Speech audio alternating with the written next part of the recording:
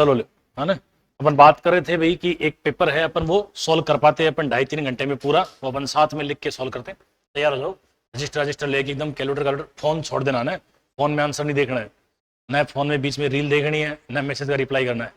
3 घंटे, 2 घंटे, और 3 घंटे टारगेट नहीं है, 2 सवा 2 घंटे मैक्स टू मैक्स। अब देखो, जब तुम पेपर पढ़ो ना, तो पेपर पढ़ते टाइम तुम स्ट्रेटेजी बना लो कि तुम्हें पहले सोल्व क्या करना है। जैसे तुम्हें पेपर मिलेगा 15 मिनट के लिए, तो ये तुमने शक्ल से देख लो क्वेश्चन। जी किस a company raise a initial amount 80 crore from the investor for an initial development opportunity, on such opportunities investment in Redonent company is a manufacturing. The balance sheet of, ये दे रखी है आपको, बैलेंस दे रखी है, share capital, reserve, retain, mortgage loan, creditor, outstanding tax.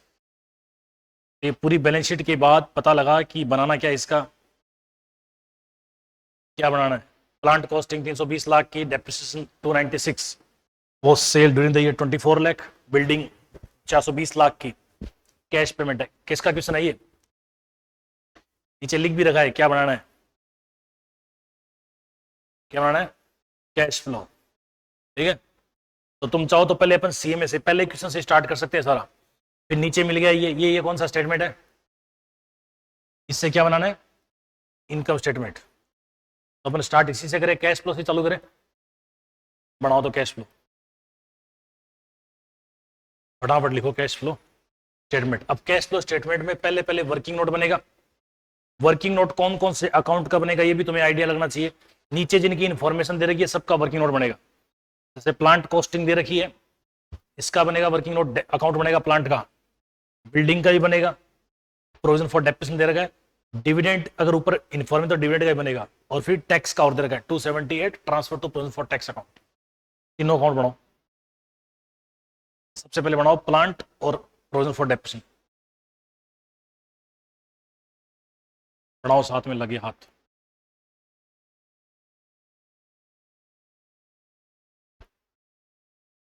एक तो बनाओ प्लांट का अकाउंट,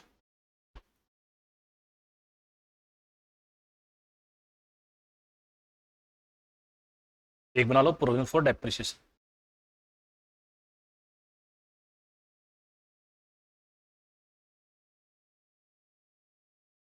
पढ़ो, देखो प्लांट का बैलेंस आराम से।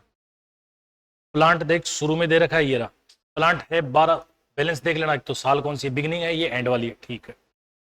प्लांट 1240 1320 और प्रोविजन 740 और 524, तो plant to balance BD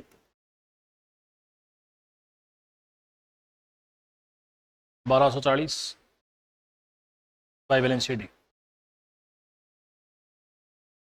1320, provision by balance BD और टू बैलेंस ईडी। प्रोविजन का बैलेंस देख लो आराम से, कितना कितना है, 740 और 524, 740 और 524। सर लिंक अभी आई है, चालू करो, हो गया। अब इंफॉर्मेशन पढ़ो प्लांट के बारे में। प्लांट कॉस्टिंग 320 लाख, जिस पर डेप्रिसिएशन लग चुका है 296, सोल्ड किया अपन ने 24 लाख में। तो देखो जो तो डेप्रिसिएशन लगा रहे हो वो किस में है, प्रोविजन फॉर डेप्रिसिएशन में है। जब प्लांट बेचोगे तो बेची गई मशीन का डेप्रिसिएशन यहां से निकालोगे और प्लांट पे लगाओगे। डेप्रिसिएशन लगता बाई साइड में है, यहां से विड्रॉ करोगे तब टू साइड से निकालोगे। तो टू प्लांट, जो मशीन बेची है उसका डेप्रिसिएशन, इसको बोलते हैं एक्यूमुलेटेड डेप्रिसिएशन। एक्यूमुलेटेड डेप्रिसिएशन कितना है, 296,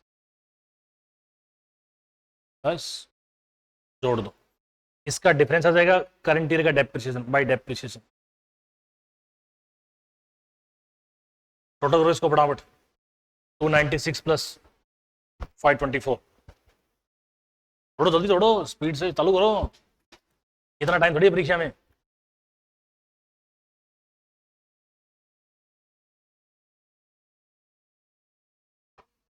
अस्सी आ रहा है, और टोटल कितना हो रहा है 820।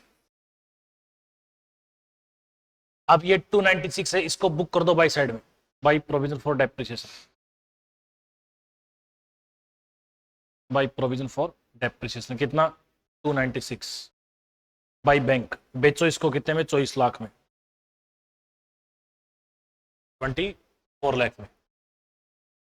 अब देख एसेट की कॉस्ट कितनी थी प्रॉफिट लॉस का पता कर 320 लाख की थी 296 डेप्रिसिएशन लग गया कितने की बची 24 लाख की स्टार्टिंग में 320 लाख की थी अपन ने डेप्रिसिएशन लगा दिया 296 तो बची कितनी 24 की बेचा भी कितने में 24 में नो प्रॉफिट नो लॉस मतलब चलो टोटल करो और डिफरेंस ट्रांसफर करो टू बैंक में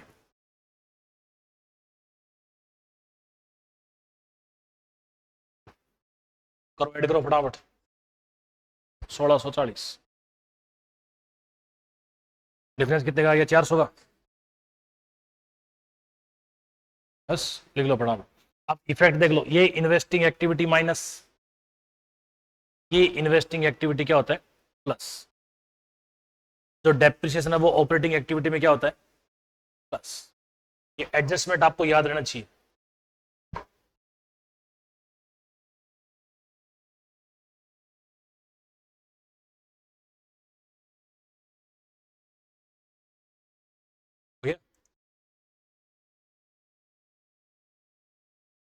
यहां तक तो आया समझ सेम ऐसा ही अकाउंट बनाना है तुम्हें बिल्डिंग का और प्रोविजन फॉर डेप्रिसिएशन का पढ़ लो आराम से बिल्डिंग के साथ भी ऐसा ही सीन है। देखो ये रही बिल्डिंग हमारी 1900 की 2320 की और डेप्रिसिएशन है 860 का और 900 का सेम बनाओ अकाउंट बिल्डिंग का और प्रोविजन फॉर डेप्रिसिएशन का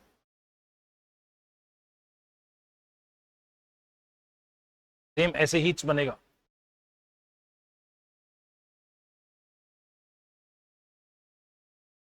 building and provision for depreciation बोल बैलेंस बोल कितना कितना है बिल्डिंग का कितना था 1900 और 2320 तो लिखो बिल्डिंग में टू बैलेंस बीडी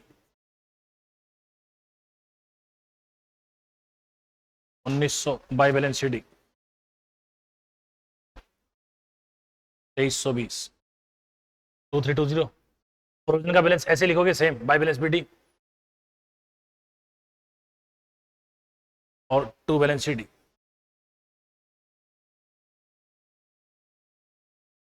कितना था प्रोविजन का 860 और 900 860 और 900 ठीक है। अब जो मशीन बेचोगे उसका डेप्थ इधर आएगा और करेंटर का इधर आएगा। इंफॉर्मेशन पढ़ो आराम से क्या बोला इसने इसने बोला बिल्डिंग मैंने खरीदी है 420 लाख की कैसे खरीदी है in addition to cash payment of 20 lakh बाकी 400 लाख का लोन मतलब बिल्डिंग 420 लाख की खरीदी की जिसमें से 20 लाख का पेमेंट किया है बाकी 400 क्या है लोन बेची तो कुछ है नहीं तो बेची नहीं मतलब इधर तो कुछ आएगा नहीं डिफरेंस आ जाएगा बाय डेप्रिसिएशन चलो बाय डेप्रिसिएशन और थोड़ी स्पीड बढ़ा के रखो 40 खरीदी मैंने 420 लाख की है जिसमें से 20 लाख का पेमेंट हुआ है तो टू बैंक 20 लाख और बाकी टू लोन 400 लाख टोटल 2320। अब जो खरीदी है ना वो जाएगी इन्वेस्टिंग एक्टिविटी में minus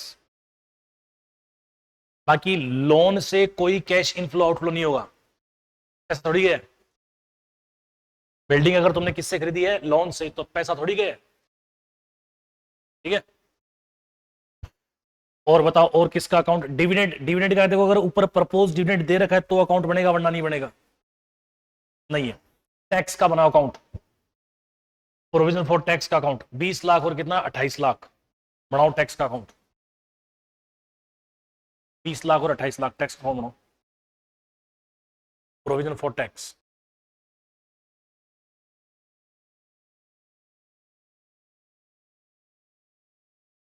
y balance BD liability का सबका बैलेंस सीआर ही होता है और टू बैलेंस सीडी 20 लाख और 28 लाख। अब टैक्स में जो करंट ईयर का प्रोविजन तो होता है भाई पी&एल करंट ईयर का प्रोविजन और टैक्स का पेमेंट होता है टू बैंक। एक इंफॉर्मेशन दे रखी है दूसरी इंफॉर्मेशन तुम निकाल लो एक इंफॉर्मेशन है दूसरी इंफॉर्मेशन निकालो देख भाई पर टैक्स के लिए क्या लिख रखा है पढ़ो ये line, a sum of 278 what transfer to provision for tax. तो बताओ ये बाई पीएनएल है या टू बैंक है? टैक्स का पेमेंट है या प्रोविजन है? तो प्रोविजन किधर आएगा? कितना था? 278। बस तो खत्म बात, टोटल कर दे, ये आ जाएगा टू बैंक, जोड़ 298 टू बैंक बैलेंसिंग फिगर कितना हो रहा था? 270। अब देख, जो प्रोविजन है वो तो ऑपरेटिंग एक्टिविटी में प्लस, और जो पेमेंट है वो ऑपरेटिंग एक्टिविटी में माइनस, और ये डेप्रिसिएशन भी ऑपरेटिंग एक्टिविटी में plus.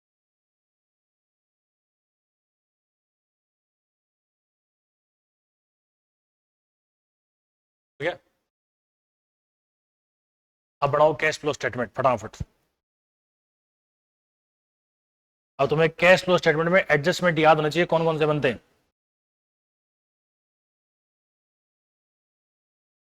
Cash flow statement last amount का कॉलम खींच लो फटाफट, चपो बस। नंबर 1, पहली एक्टिविटी का नाम क्या है? Cash flow from operating activity. Cash flow from operating activity. ये तुम लोग साथ में सॉल्व कर रहे हो या ऐसे ही टाइम पास कर रहे हो? पूर्वी, लविष्का, दृष्टि और अनु।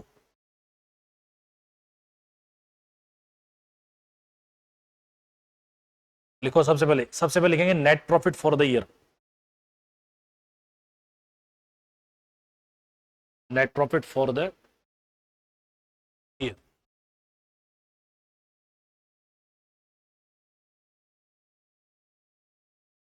चालू करो। देखो, net profit for the year कहां से लोगे? बैलेंस शीट में या तो रिटेन अर्निंग दे रखा होगा, या रिजर्व सरप्लस दे रखा होगा, या पी एंड एल अकाउंट दे रखा होगा। इनमें से कोई भी एक नाम ढूंढ लो और वो तुम्हारा नेट प्रॉफिट है। ढूंढो इस और दिस का difference. Net profit, P and L account, retained earning, reserve surplus, इनका डिफरेंस तुम्हारा प्रॉफिट फॉर द ईयर होता है। बोल कितना है डिफरेंस? 476 माइनस 616। बोल राजा बोल। मेरे पास तो कैलकुलेटर भी भयंकर है, चल ही नहीं रहा है।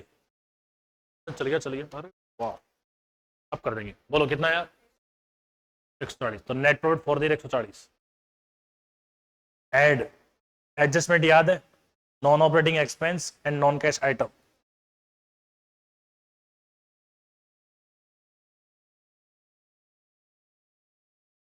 नॉन कैश आइटम चाल देख दिखा। देखो, D T I D T LPG यही तो होता है। डी म्हणजे डिविडेंड, डिविडेंड की सूचना आई थी। ये रहा डिविडेंड की सूचना, क्या आई थी? डिविडेंड कितना है? Dividend 160 lakh was paid during the year. लिखो तो dividend 160 lakh.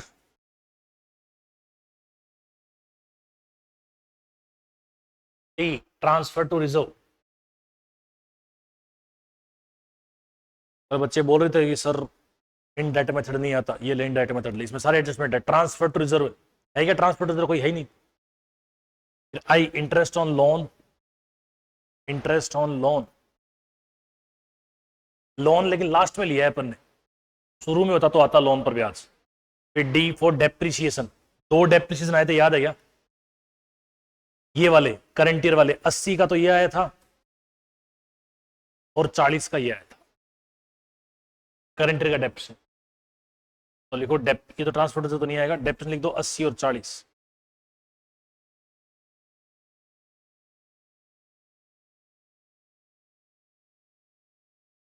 Depreciation.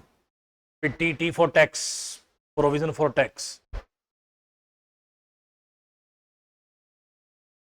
Provision for tax जो बाई में था ना, बाई प्रोविजन, वो आएगा बाई पी 278। बैंक वाला तो लास्ट लास्ट जाएगा, लेस बताइए। ये 278 आ जाओ, 278 हो गया provision for tax. L, loss on sale of unit हुआ नहीं, कोई प्रिलिमिनरी एक्सपेंसेस, गुडविल कोई है नहीं।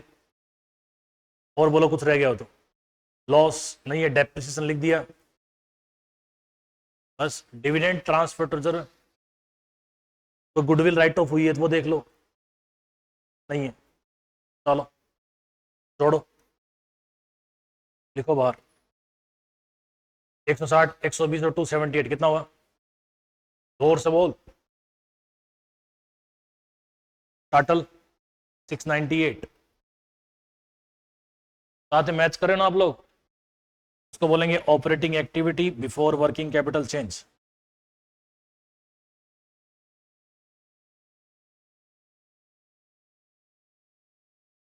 Before working capital. अब लिखो इंक्रीज और decrease in working capital.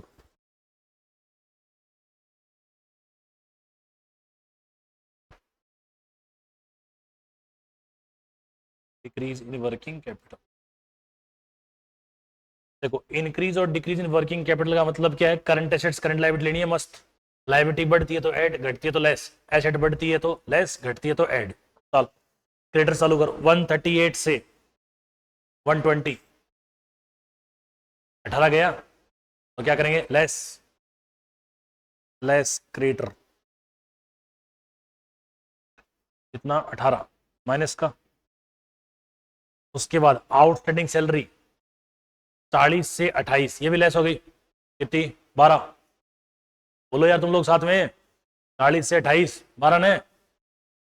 Outstanding salary कम हो रही है तो क्या करेंगे उसको? लेस। देखो तो लेस आउटस्टैंडिंग सैलरी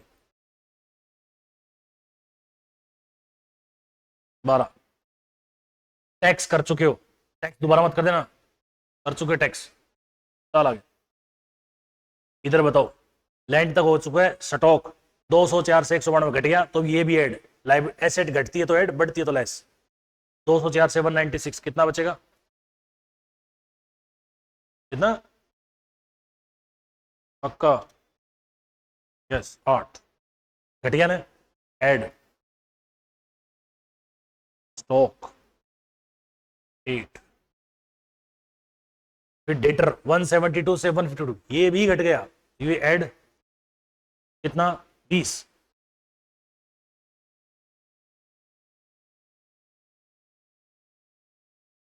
प्रीपेड 14-16 बढ़ गया, लेस।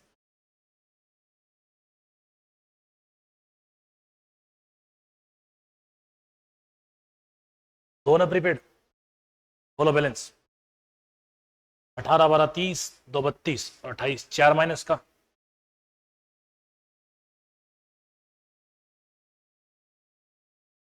क्यों?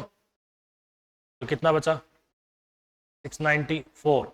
Operating activity before tax paid.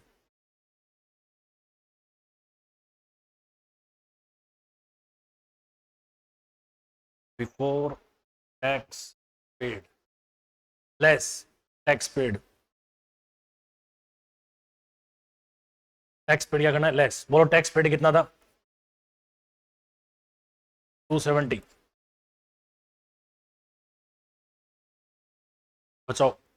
इसको बोलेंगे cash inflow from operating activity.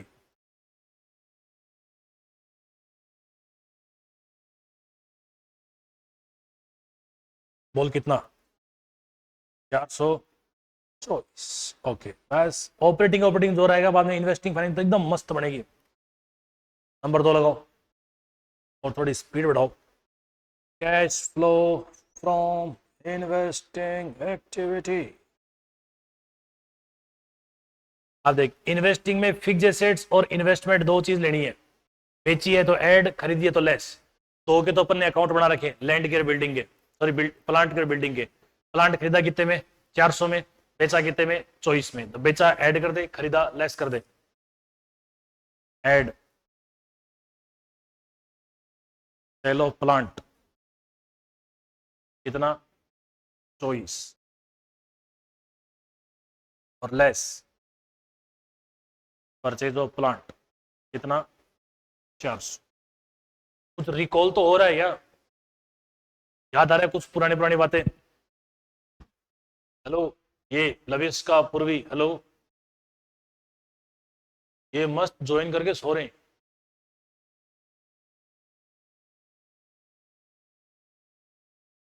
साल बिल्डिंग और देख बा। बिल्डिंग अपन ने खरीदी तो 420 की थी लेकिन पेमेंट 20 लाख का ही हुआ है तो 20 लाख ही लेंगे। तो less purchase of building 20 lakh.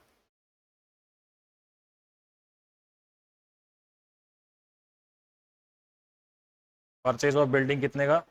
20 lakh minus. और चल, यस सर, ठीक है। चल जमीन पे और चल, जमीन का क्या हुआ अपने साथ?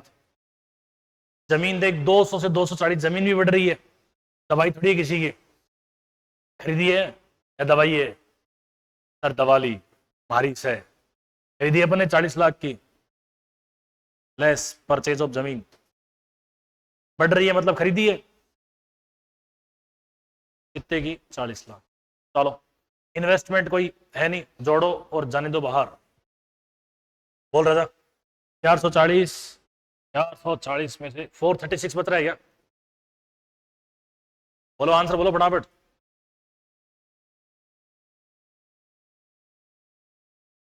436 माइनस का ये लो। Number 3, cash flow from financing activity.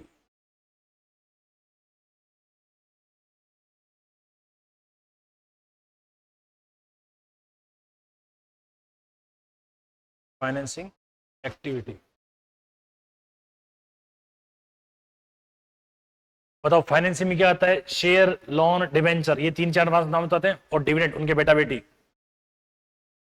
Tax पे कर दिया था ना अपन ने। तो आ जा भाई, शेयर कैपिटल 14 से 1600 बढ़ गई ना, ऐड।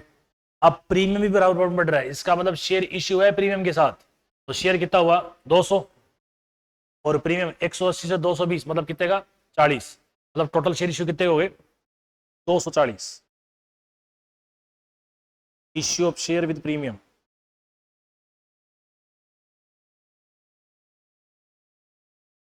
240। उसके बाद लोन नहीं आएगा, क्योंकि ये लोन फिक्स एसेट से संबंधित है, पैसा नहीं है अपने पास। सिंपल लोन होता तब तो आ जाता, लेकिन इसने जमीन वो बिल्डिंग खरीदी थी, लोन दिया है, तो न तो बिल्डिंग आई न लोन आया, दोनों नहीं आएंगे। बस एक अपन ने डिविडेंड चुकाया था, कितना चुकाया था? 160, वो पे कर दो, लेस डिविडेंड पेड 160। बोलो 80 प्लस का, तीनों एक्टिविटी जोड़ दो फटाफट, नेट इंक्रीज और डिक्रीज। बोल रहा था 424 प्लस 80,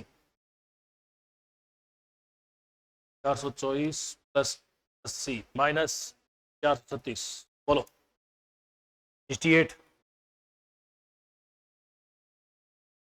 और इसमें ऐड क्या करोगे? Opening cash and cash equivalent.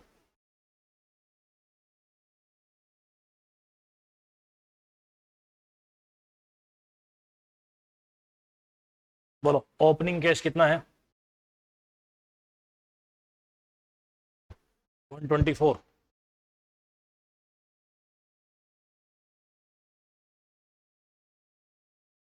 124 क्या छोड़ दिया अपन ने? 4000 का डिफरेंस कैसे आ रहा है? स्टॉक सही बोला था तुमने, 200 स्टॉक 12,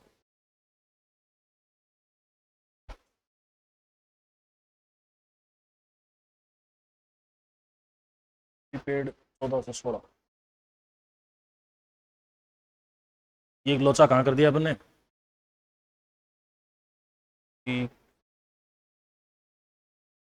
आंसर कितना कितना रहा है अपना?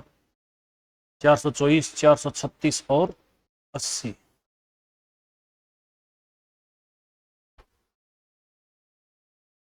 इसमें ऑपरेटिंग वाले में समस्या है।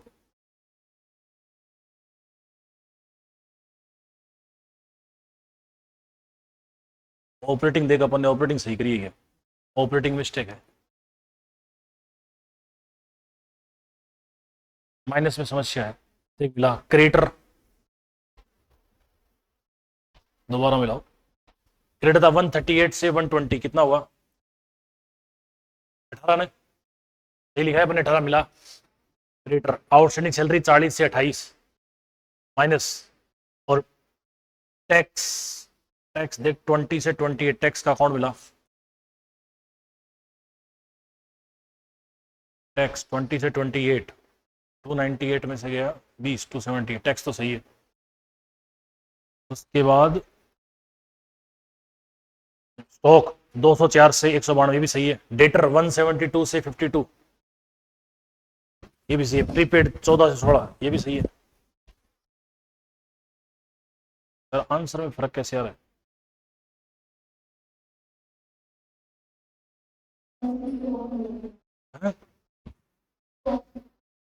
स्टॉक तो 12 ही सही है। स्टॉक अपने कितना लिखा, 12 लिखा है ना, 8 लिखा है। स्टॉक में गलती है। स्टॉक 204 से, हाँ 8 नहीं 12 आएगा। तुमने बताया था 8। लड़की परीक्षा में ये इसीलिए समस्या है। 4 कर यहाँ पे। चल अब बोल, 0 आएगा फिर मेरे हिसाब से। 698 minus 270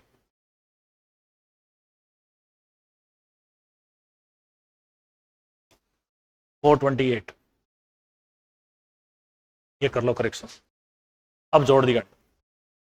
428 plus 80 minus 436 72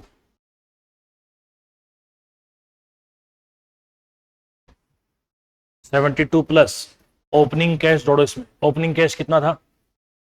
124।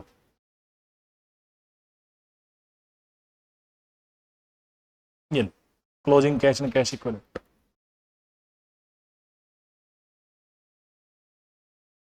Cash equivalent कितना? 196 हो गया। करेक्शन करेक्शन कर लिया गया। समझ में नहीं आ रहा कहां से?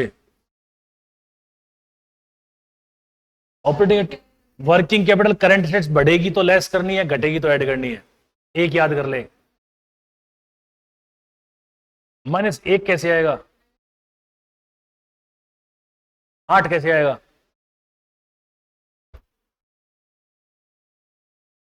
स्टॉक 12 करना है ना, सॉरी 8 और 4 12 करना है यहाँ पे। अब जोड़ 12 और 20 32, 18 12 30 और 2 32 हो तो रहे।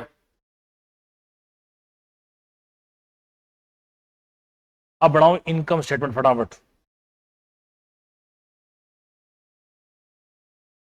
ये बढ़ाओ इसका इनकम स्टेटमेंट।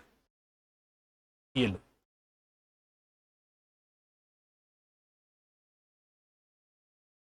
लगाओ कंडीशन फटाफट लिखो। इनकम स्टेटमेंट तो बढ़ा सकते हो, क्या उसमें भी समस्या है?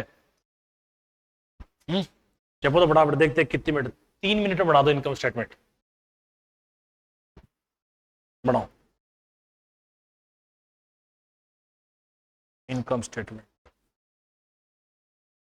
तीनों केस का बना दो, दिस दिस और दिस, म्हणजे बेस बेस्ट और वर्स्ट। बेस बेस्ट और वर्स्ट। देखते किसका पहले होता है। क्वेश्चन है आपकी स्क्रीन पर, देखो सबसे पहले revenue from operation.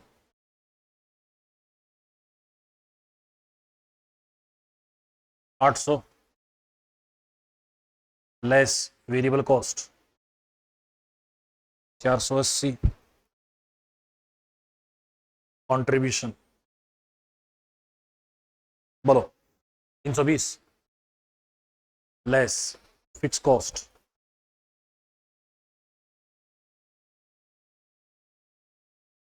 80 240 EBIT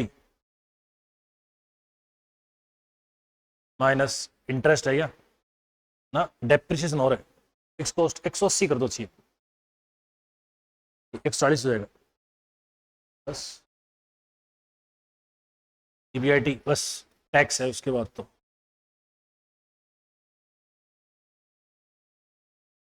EAT। चलो अब कैलकुलेटर से करते जाओ।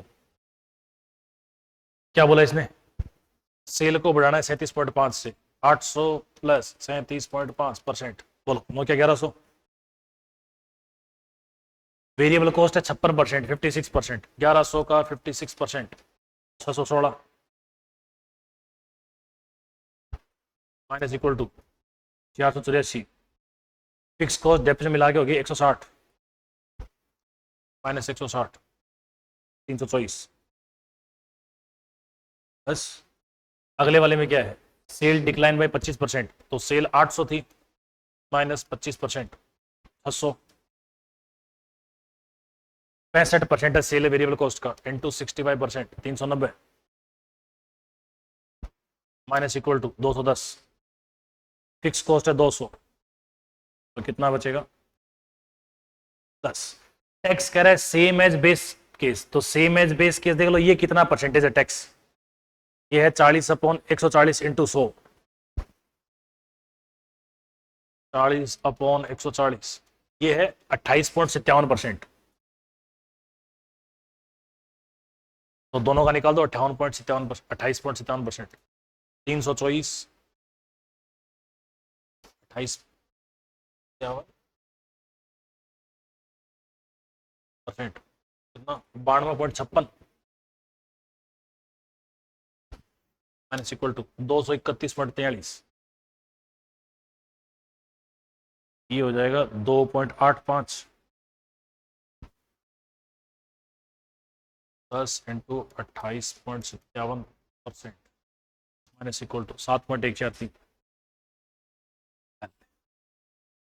इतना टाइम लगना चाहिए। और ये तो मैं पेन पेपर से लिख नहीं रहा, मतलब ऐसे बैठा हूं। बोलो कहाँ समस्या है? तो 60 और 100 डेप्रिसिएशन भी तो घटेगा, दोनों लेंगे ना डेप्रिसिएशन और ये, बाकी सबका भी हो गया इधर में। हेलो नहीं हुआ, पता नहीं यार, पकड़ दिया। जे इनकम स्टेटमेंट आया निपटा दोगे, 3 नंबर तो आएंगे कम से कम, हो गया सर। लिख लिख फटाफट लिख दो, ये इतना टाइम थोड़ा मिलेगा अपने को। सबसे लेंथी क्वेश्चन यही आएगा, उसके बाद तो सब हलवा क्वेश्चन है। चिपे जाओ दबा दो, बोलो हो गया। लविस का अब हुआ है आपका, हो यस, पता नहीं क्या बोल रहे,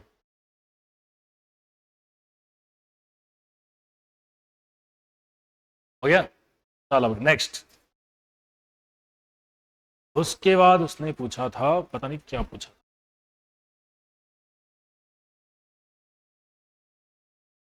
अरे चलो नीचे, सेकंड का ए,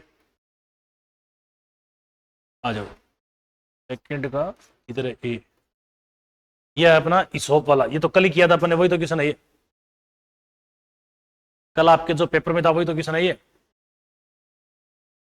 पढ़ दो। ये कह रहे मैंने 10,000 एम्प्लॉय स्टॉक ऑप्शन दिए 400 रुपए में, द मार्केट प्राइस है 1600 रुपए, तो इसोप की वैल्यू कितनी होगी 1200, टोटल इसोप की वैल्यू कितनी होगी 1200 इंटू 10,000, कितनी 12 करोड़ या 1 करोड़ 20 लाख, 1 करोड़ 20 लाख। कितने साल तक एक्सरसाइज करेगा 2.5 साल तक, तो 2.5 साल मतलब डिवाइडेड बाई 2.5 इंटू एक और इंटू 0.5, मैक्सिमम एक्सरसाइज पीरियड कितना साल है, 1 साल के अंदर एक्सरसाइज हो जाना चाहिए। 3,000 अनवेस्टेड ऑप्शन लैप्स, जो ये ऑप्शन लैप्स होंगे उन सबको ट्रांसफर कर देंगे जनरल रिजर्व में। 6,000 ऑप्शन एक्सरसाइज, इनको शेयर दे देंगे, और 1,000 वेस्टेड ऑप्शन लैप्स ये भी किस में चले जाएंगे जनरल रिजर्व में। तो सबसे पहले एंट्री पास करो, कब ऑप्शन दिए हैं, कोई भी साल ले लो अपना फर्स्ट ईयर स्टार्टिंग में। सबसे पहले एंट्री पास होगी ESOP account, employee stock option account debit to ESOP outstanding, लिखो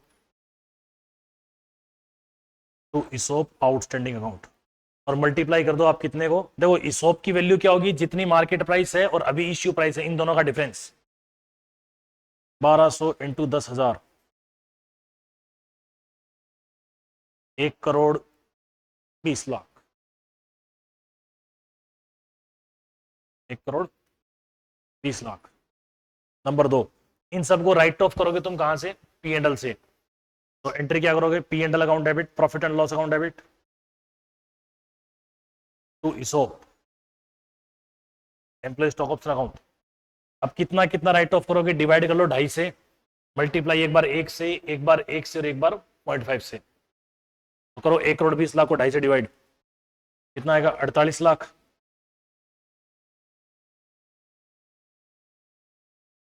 राइट ऑफ कर दो 3 साल में, सेम एंट्री पास करो फटाफट, P and L account debit to ESOP, कितना लाख, 48 लाख, 48 लाख, 48 लाख। एग्जाम में सिर्फ लिखने में ही टाइम जाना चाहिए, और 30 साल आएगा इसका आधा, आधा होगा तो मतलब P and L account debit to ESOP account 24 lakh.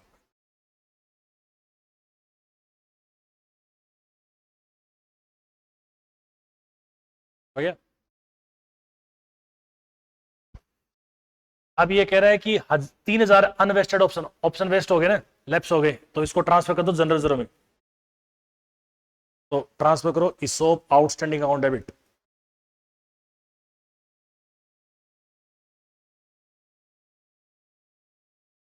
To general reserve, 3,000 into 1200, 32 lakh.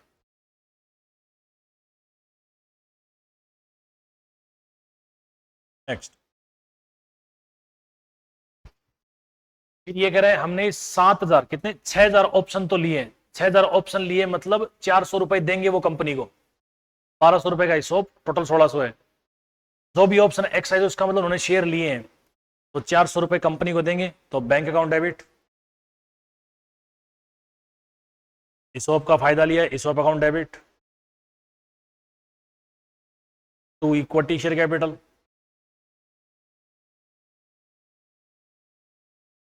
और बचा हुआ टू सिक्योरिटीज प्रीमियम।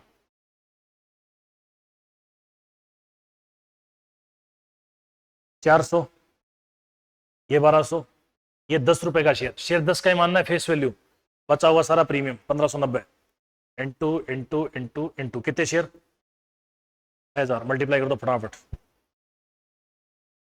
6,000 को ले न्यूट्रल, इंटू एक बार कर 400 से, बोलो 24 लाख, एक बार कर 1,200 से 72 लाख, एक बार कर 10 से 8,000, एक बार कर 1,590 से 95,40,000।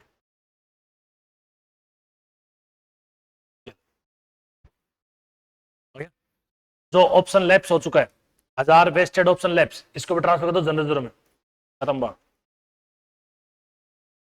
इसोप account debit to general reserve, ये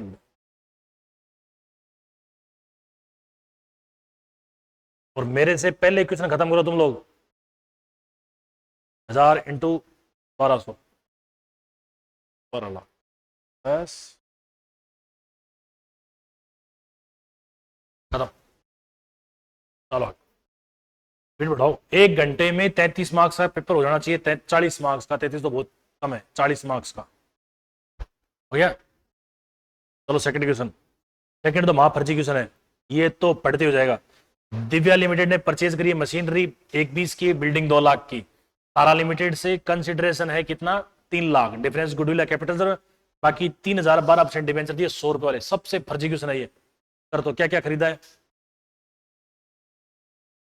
बोल नाम क्या क्या है, मशीन और बिल्डिंग 1,20 की और 2 लाख की, machine account debit 1,20,000, building account debit, ये तो 1 मिनट से भी कम की एंट्री है, 2 लाख, तो किससे, तारा, कितने में 3 लाख में, तो डिफरेंस किस में चला जाएगा, कैपिटल रिजर्व में, कितने हजार, 20,000। सर हो गया मिस, डन सर, डन नहीं, स्पीड बढ़ाओ थोड़ी और। अब तारा लिमिटेड को पेमेंट कैसे, और कितना बढ़िया आदमी, 3,000 डिवेंचर 100 रुपए वाले हो गए 3 लाख, तारा लिमिटेड अकाउंट डेबिट 12% डिवेंचर, चलो फटाफट, ये फ्री के नंबर है यार। ये क्वेश्चन अगर आए एसेट लायबिलिटी वाला छोड़ गया होगे तो दौड़ा दौड़ा ही मारूंगा मैं। टू 12% डिवेंचर, तो कितने लाख? 3 लाख। और पहले एंट्री एकदम खुली खुली लिख देना, फिर बाद में आओ तब ऐसे लाइन खींच देना, ले खत्म बात। चलो बस बढ़िया फॉर्मेट एंट्री का, एंट्री खुली खुली लिख देना, लास्ट में लाइन खींच देना, बस खत्म बात। Narration being asset purchase debenture issued, बिना फॉर्मेट ना रहना, फॉर्मेट तो करना पड़े। Asset liability purchase payment to debenture हो गया। ले 2 मिनट से पहले हो गया क्वेश्चन ये, आग लो चल। इसमें ज्यादा माथापच्ची करवाई नहीं इसने, बढ़िया आदमी बेचारा। पढ़ो ये क्वेश्चन, कन्वर्जन का है, बढ़िया क्वेश्चन है। शिव शक्ति लिमिटेड ने इश्यू करके 20,000 13% डिबेंचर 100 रुपए वाले। अप्रैल 24 को the debenture are due for redemption, तैयार एकदम रिडम्पशन के लिए। The terms of issue debenture provide that they were redeemable at a premium, मतलब किस पे रिडम्पशन करेंगे? प्रीमियम पे। कितना percent? 5%। Also conferred an option दिया है कि debenture order to convert 20% there of holding into equity share. आओ तो इक्विटी शेयर कन्वर्ट हो जाओ, लेकिन कितने कन्वर्ट करेंगे? खाली 20% ही कन्वर्ट, सबको कन्वर्ट नहीं करेंगे, खाली कितना परसेंट? 20%। इक्विटी नॉमिनल वैल्यू 10 रुपए का है, लेकिन वो देंगे कितने में? 15 में। Debenture holding 2500 debenture did not exercise the option, 2500 ने ऑप्शन नहीं लिया, तो कितनों ने लिया? 17,500 ने लिया। 17,500 पेमेंट कितना करेंगे? 105 का, और 105 में भी डिबेंचर में शेयर्स में कन्वर्ट कितने होंगे? 20%, और एक शेयर देंगे कितने का? 15 का। बस म्हणजे टोटल डिबेंचर बता कितने? 30,000। रिडम्पशन करना है 105 के भाव से। 2500 ने कहा इंटू 105, सॉरी हमें आपका प्लान नहीं चाहिए, तो कितनों ने हाँ भरा? 17,500 इंटू 105 ने हाँ भरा। ठीक है, इसमें भी कन्वर्ट कितो करेंगे अपन? 20% को कन्वर्ट करेंगे, बाकी को कन्वर्ट नहीं करेंगे। तो 17,500 का 20% कितना होता है? 3500, और 3500 को देंगे रिडम्पशन कितना? 105 से कर दे 3500 इंटू 105, 3 लाख। इनको ही शेयर मिलेगा, बाकी किसी को शेयर, और एक शेयर मिलेगा वो 10 में नहीं मिलेगा, कितने मिलेगा? 15 में। डिवाइड बाय 15, तो कितने शेयर इश्यू होंगे? 24,500। ये ही पूछा है क्वेश्चन में, नंबर ऑफ शेयर तो पूछे हैं, एंट्री थोड़ी पूछी है। Calculate the number of equity share to be allotted debenture holder. बस यार 5 मार्क्स का खेल खत्म। ऊपर 7 3 10 पास 15 नंबर ये हो गया। बोलो आ गया समझ में? ये डिवेंचर, ये ऑप्शन लिया नहीं, इन्होंने ऑप्शन को क्या बोला है? यस बोला है। रिडम्पशन होगा प्रीमियम पर 105 पर, डिवाइड बाई एक शेयर कितना देंगे? 15 का। आ गया था 24,500, खत्म। अपने को सोल्व करते हुए हैं 40 मिनट। 40 मिनट में अपन 30 मार्क्स का तो निपटा चुके हैं। 15 15 30, स्पीड बढ़ाओ थोड़ी और।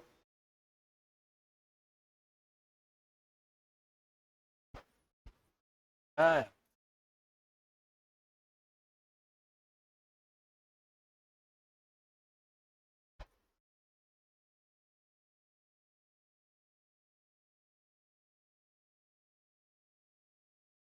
रिस्पॉन्स ठीक है, चल आगे।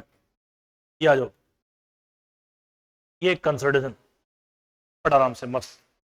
कितने मार्क्स का है? 5 मार्क्स का, बहुत इजी है। The summarise balance sheet of H limited and H limited की दे रखी है, शेयर कैपिटल रिजर्व P&L। कल बहुत से बच्चों डाउट था कि सर डेट नहीं दे रखी है एक्विजिशन की।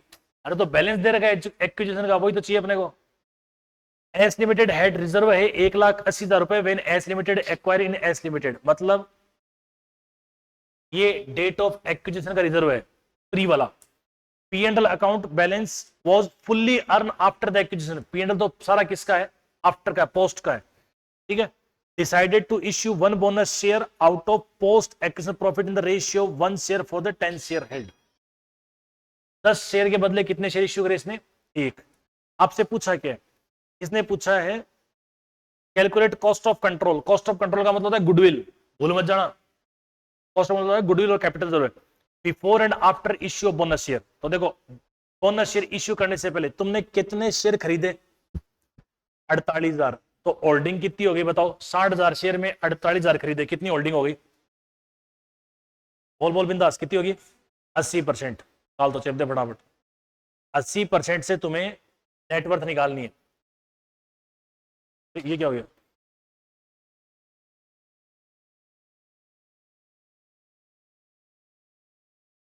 बारह ले लो। 80% से अपने क्या निकालनी है? नेटवर्थ।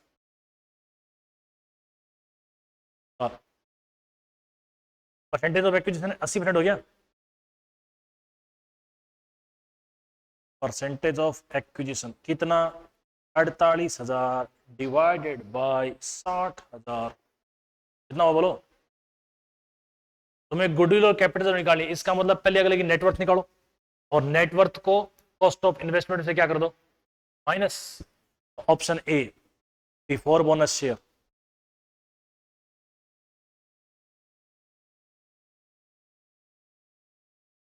Before bonus share. तो देखो, बिफोर बोनस शेयर में तुम्हें नेटवर्थ निकालनी है। बताओ नेटवर्थ में क्या क्या आता है? शेयर कैपिटल, जनरल रिजर्व और पी&एल, ये तीन चीजें तो आती है। बोल तो शेयर कैपिटल कितनी? 6 लाख। ये कह रहा है एक्विजिशन से पहले का जनरल रिजर्व कितना है? 180 है। 180। प्रॉफिट भी अपन लेते हैं, लेकिन प्रॉफिट के लिए साफ कह रखा है P and L account balance was fully earn after the acquisition. Acquisition के बाद क्या मतलब लेना ही नहीं है। पोस्ट का है, पोस्ट का हिस्सा नेटवर्थ में आएगा नहीं, बस जोड़ दे। कितना हो गया? 780। अब तुम्हें तो आदत पड़ी हुई हर क्वेश्चन में पी एंड एल अकाउंट बनाने की। अरे पी एंड एल अकाउंट जरूरी थोड़ी है, बस जब एक्विजिशन की डेट तक का दे रखा है वो ले लो बस। कर दो इसका हिस्सा 80% अलग और 20% अलग कर दे। 80% कितना होता है? 780 का 80%, पता नहीं क्या बोल रहे हो। खत्म। ये 20% तो अपने को निकालना भी नहीं है, वैसे भी एमएसआई पूछा ही नहीं उसने। निकाल दो गुडविल और कैपिटल जरूर। गुडविल और कैपिटल जरूर। तो क्या लिखोगे सबसे पहले? कॉस्ट ऑफ इन्वेस्टमेंट,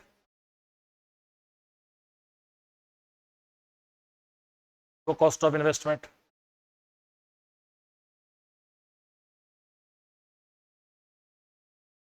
और माइनस पार्ट इन नेटवर्थ। ढूंढ लो आराम से। कॉस्ट ऑफ इन्वेस्टमेंट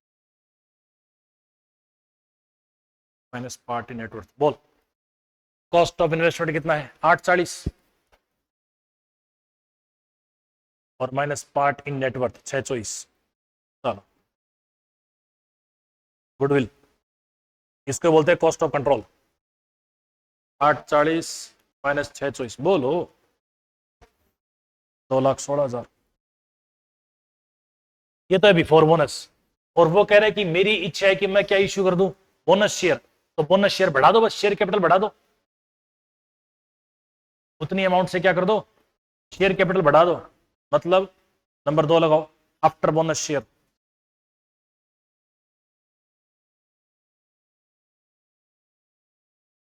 आफ्टर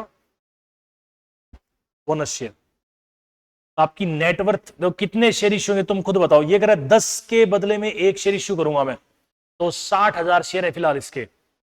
10 के बदले में एक शेयर इश्यू हुआ तो बताओ कितने शेयर बढ़ेंगे?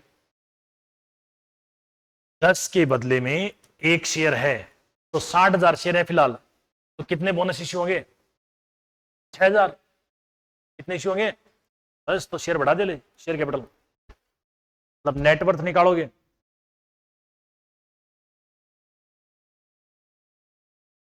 शेयर कैपिटल नहीं आ जाएगी बस।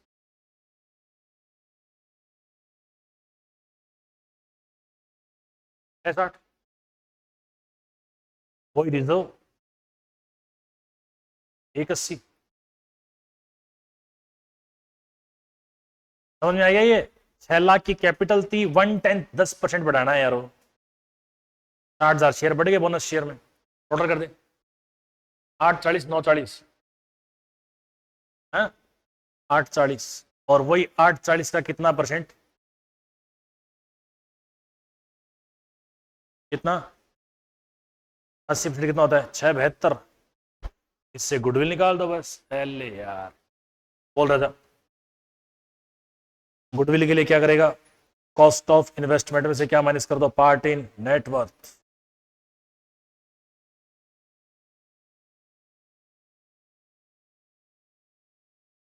कॉस्ट ऑफ इन्वेस्टमेंट कितना था अपना 784 का 840, 840 में माइनस करो 672।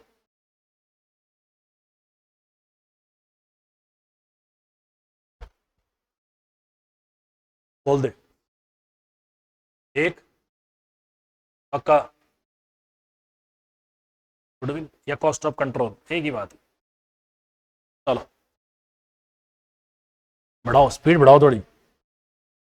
तुम लोग कर रहे हो साथ में, ये लविश का पूर्वी रेनी, अच्छा रेनी ने भी ज्वाइन किया। अच्छा गौरव, और गौरव कौन है तुम्हारे में से,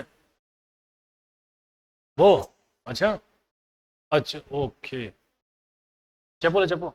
अब अगले 1 घंटे में पूरा हो जाना चाहिए, ये देख लो। हाँ अब अगले 1 घंटे में पूरा हो जाना चाहिए। चल आगे, अंडर राइटिंग। अले क्या फर्जी क्वेश्चन पूछा अंडर राइटिंग। देखो Sangam limited come up with a public issue of 3 lakh पढ़ दी। और ये तो गलत नहीं होना चाहिए, किधर गया अंडर राइटिंग, ऊपर ले कॉपचे में ले इसको, ये ले लिया। चलो पढ़ो, अंडर राइटिंग चिपकाओ, देख लो कैसे कैसे होता है। 3 लाख शेयर इश्यू कर रखी है इसने, रेशियो रहेगा 3:2:1। Provision of firm underwriting है 20,000, 14,000, 10,000। एप्लीकेशन पर received 240 share excluding firm underwriting, इसमें फॉर्म अंडर राइटिंग इंक्लूड नहीं है। Number of the mark application है this and this. Compute the liability of each underwriter as regard the number of shares to be taken up, assuming that benefit of firm underwriting is not given to individual underwriter। इसका मतलब firm underwriting क्या है, mark है या unmark है। अगर individually इनको benefit नहीं देना है एबीसी को, इसका मतलब वो क्या है, अनमार्क। इंडिविजुअली बेनिफिट देने का मतलब होता है मार्क। तो आप सबसे पहले लिखोगे क्या, ग्रॉस लायबिलिटी। ग्रॉस लायबिलिटी क्या होता है, इन शेयर को रेशियो बांट के लिख दो। देखो फटाफट ग्रॉस लायबिलिटी,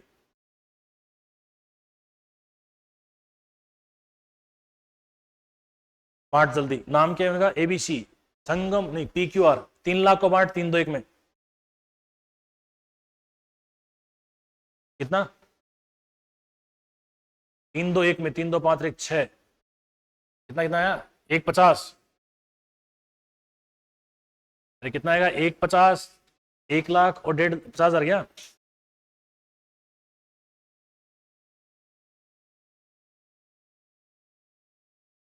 एक लाख और कितना 50,000 लेस। सबसे पहले क्या माइनस करोगे, मार्क एप्लीकेशन बोल, मार्क एप्लीकेशन बोल कितना है 60, 50 और 60,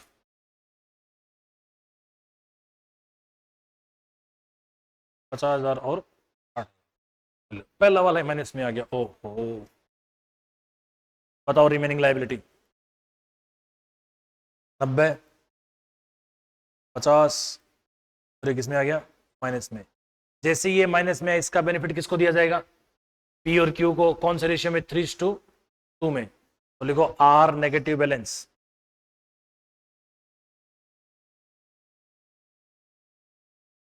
चलो 5 का भाग दे 10 में कितनी बार गया, 2 बार, 2 3 6 और 2 दूनी 6। चलो बोलो रिमेनिंग बैलेंस 84, 46 और 0। लेस करोगे अब अनमार्क एप्लीकेशन। अब अनमार्क कैसे निकालोगे, उसी पे पूरा क्वेश्चन डिपेंडेंट है। ये कह रहा है फर्म अंडरराइटिंग को अनमार्क मानना है। दूसरा, जब बाजार से एप्लीकेशन आई है 2,40,000, इसमें फर्म अंडरराइटिंग इंक्लूड नहीं है। तो 240 में से ये दोनों जब माइनस करोगे तो क्या आएगी, अनमार्क की आएगी। घटाओ ये 60, 60, 120 और 50, 170। तो 240 में टोटल एप्लीकेशन रिसीव में से घटाओ 240 में से 170, कितना बचा 70,000। लेकिन 70,000 लेस नहीं करोगे, इस 70,000 में फर्म अंडरराइटिंग जोड़ो फिर माइनस करो, क्योंकि फर्म अंडरराइटिंग क्या है, अनमार्क। और वो अनमार्क अभी तक इसमें इंक्लूड नहीं है। जोड़ो फॉर्मेट राइटिंग 20, 14, 34 और 10 44, 44 जोड़ दो इसमें, जोड़ दो 70, 44, 114।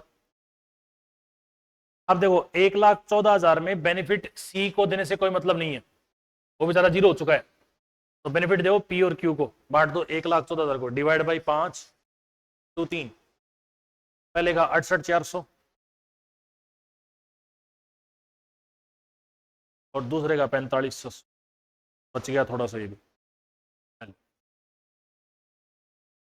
घटा दो, ये आ गई नेट लाइबिलिटी।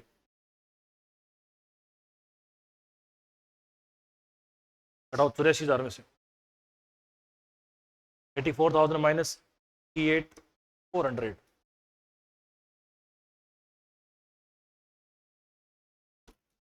-68,400 बोलो, यहाँ तो कैलकुलेटर काम नहीं कर रहा। 84,000 माइनस 68,400, 1500, और ये कितना है 400। लास्ट में अगर इसने टोटल लाइबिलिटी पूछी है तो ऐड कर दो फॉर्मेट राइटिंग। हाँ स्पीड से करो तुम लोग, आंसर लिखो फटाफट। फॉर्मेट राइटिंग कितनी थी? 20, 14, 10, खत्म बात।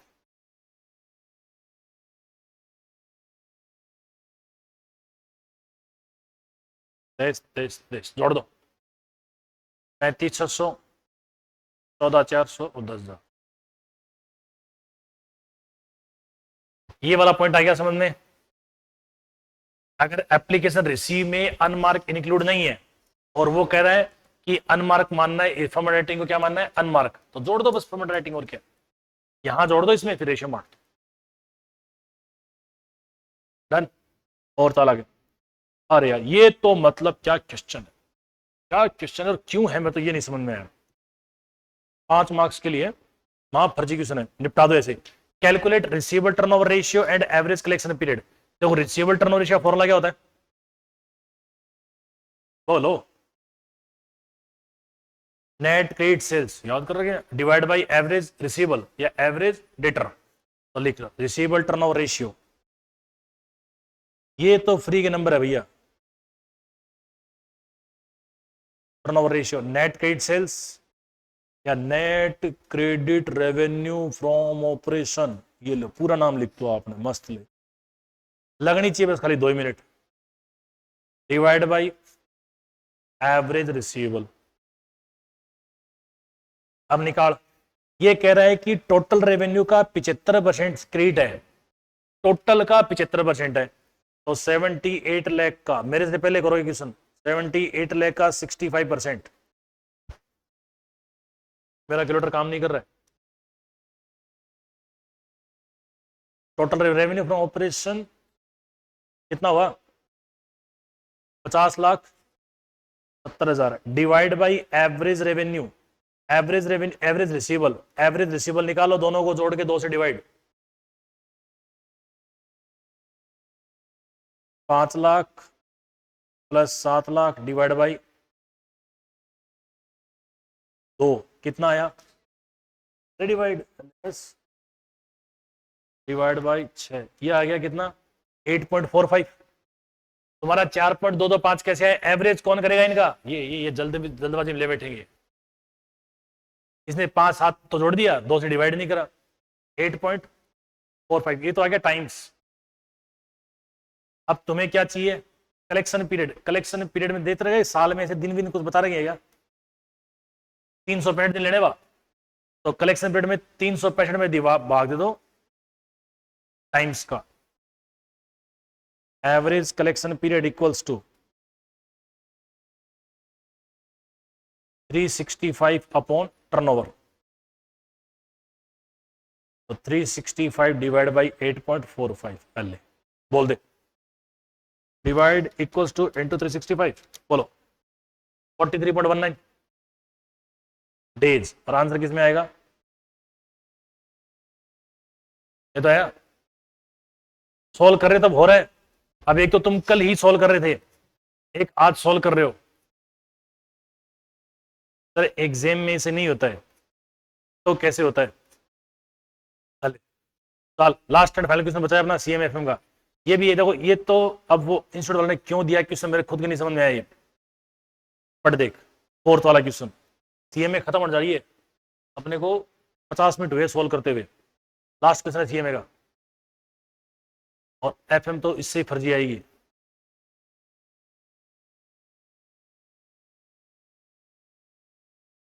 पेपर टारगेट रखो 2 घंटे में पेपर पूरा हो जाना चाहिए, ताकि आधा घंटा आराम से उसमें जो मिस्टेक वगैरह रही है या जो क्वेश्चन नहीं है उसके ऊपर दिमाग लगाया जा सके। ये देखिए जो अभी पीछे कर गया वही क्वेश्चन है 5 मार्क्स का, क्यों है ये मुझे नहीं समझ में आ रहा। इधर गया वो,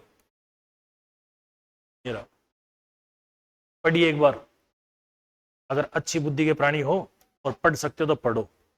अभी करके आए तुम पीछे क्वेश्चन ये, और ये क्यों दिया है मैं तो नहीं, खुद ही नहीं समझ में आया। इंस्टीट्यूट चाहती है तुम्हारे वो आए क्या बोलते हैं एग्जाम्शन, पढ़। A new process of the development of active pharmaceutical, जो भी है ये पता नहीं क्या है, developed by Professor Sastry. The process is subsequently patented and API were used to manufacture medicine for the cure of cardiac disease. The patent is bought by the जो भी कंपनी है, Ratna and company, Ratna and company ने खरीदा है किससे, professor Shastri से। The patent was boat for a consideration of कितना रुपया में, 45 करोड़। खरीद लो तो पेटेंट फटाफट, पेटेंट खरीदने की entry, patent account debit to professor Shastri, ये लो। ये 5 मार्क्स क्यों दिए मैं तो समझ में नहीं है, 45 करोड़ में, और इस क्वेश्चन का इंस्टीट्यूट के ऊपर भी मतलब डाउटफुल लग रहा है। 45 करोड़ हो गए, क्योंकि उसने करेगा कि शेयर डिस्काउंट पे इश्यू होते हैं, पता नहीं कौन सा नशा करके बैठी है। द डील इन्वॉल्व पेमेंट है 15 करोड़ का, तो पेमेंट हो गया, 30 करोड़ बचा। 30 करोड़ में क्या करेगा कि हम अलॉटमेंट करेंगे शेयर का, 10 रुपए का शेयर देंगे डिस्काउंट पर। अबे एक ऐसे कैसे शेयर हो सकते हैं तो शेयर डिस्काउंट पे इश्यू है। अब स्वेट इक्विटी शेयर हो सकते हैं, तो डिस्काउंट मतलब 8 से डिवाइड कर दो, मतलब पेमेंट करना है 45 करोड़ का। Professor Shastri account debit 45 crore, एक लाइन छोड़ देना, टू बैंक, बैंक से पेमेंट कितना कर दिया तुमने, 15 करोड़, 45 करोड़ हुए नहीं, ये हो गए 15 करोड़ का। अब पेमेंट बाकी कितना रहा, 30 करोड़ का, वो किससे देना है, इक्विटी शेयर कैपिटल से। लेकिन वो इक्विटी शेयर कैपिटल तुम डिस्काउंट पे दे रहे हो, तो 30 crore divide by 8 number of share निकल, क्योंकि 10 रुपए का शेयर है, वो 2 रुपए डिस्काउंट पे दे रही है, तो करोड़ 30 करोड़ डिवाइड बाई 8,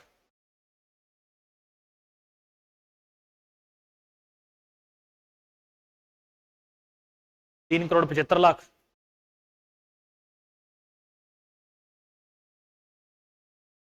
तो 3 करोड़ 75 लाख इंटू 2 तो कर दो ऊपर डिस्काउंट में, discount on issue of share account debit, 3 crore 75 lakh into 2, 7 crore 50 lakh, और नीचे लिखो 3 करोड़ 75 लाख इंटू 10,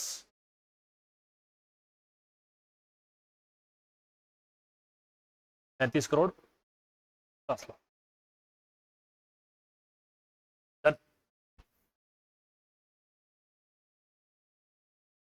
डिस्काउंट पे इश्यू कराए तो चलो एसेट लायबिलिटी वाले 2 क्वेश्चन आ गए, 5 नंबर का तो ये आ गया, 3 नंबर का वहां पर आया था, 8 नंबर हो गए,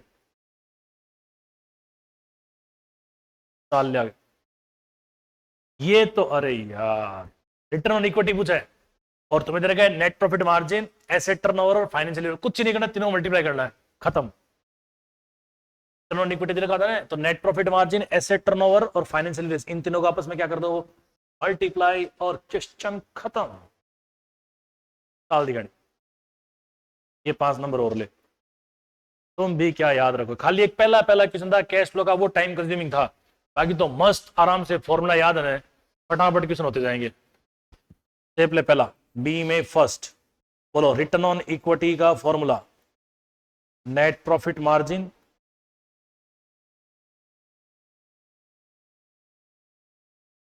इंटू एस। सर पहले वाले क्वेश्चन में डिवाइड बाई 8, अरे तो पेमेंट हुआ ना, 8 रुपए का एक शेयर दे रहे हो तुम, तो divide by 8 number of share निकालेंगे ना, इंटू एसेट टर्नओवर और इंटू फाइनेंशियल लीवरेज। पहले कर दे रहा था मल्टीप्लाई, एक आंसर निकाल, 23 into 1.5 into 1.25 into 1.5।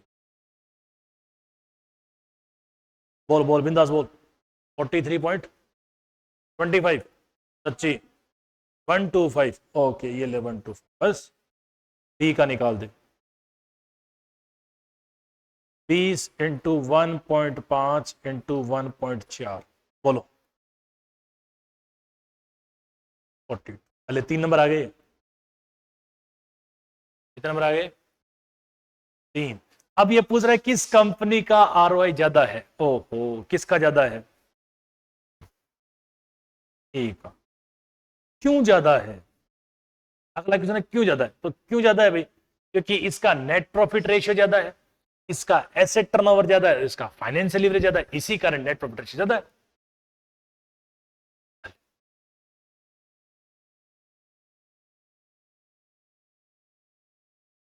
Sir exam में भी आप ऐसे सॉल्व करवा देना, ऐसे।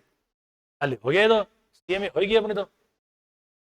चल ये तो महाफर्जी क्वेश्चन है, ये और पढ़ ले, पढ़ दिखाने। आ जाओ आराम से करो, दिख रहा है?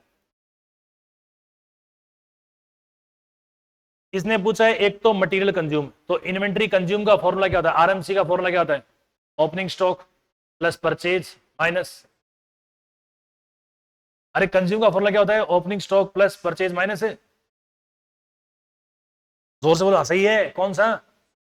अरे consume, consume opening stock plus purchase minus. COGS का फॉर्मूला क्या होता है? सेम यही होता है, प्लस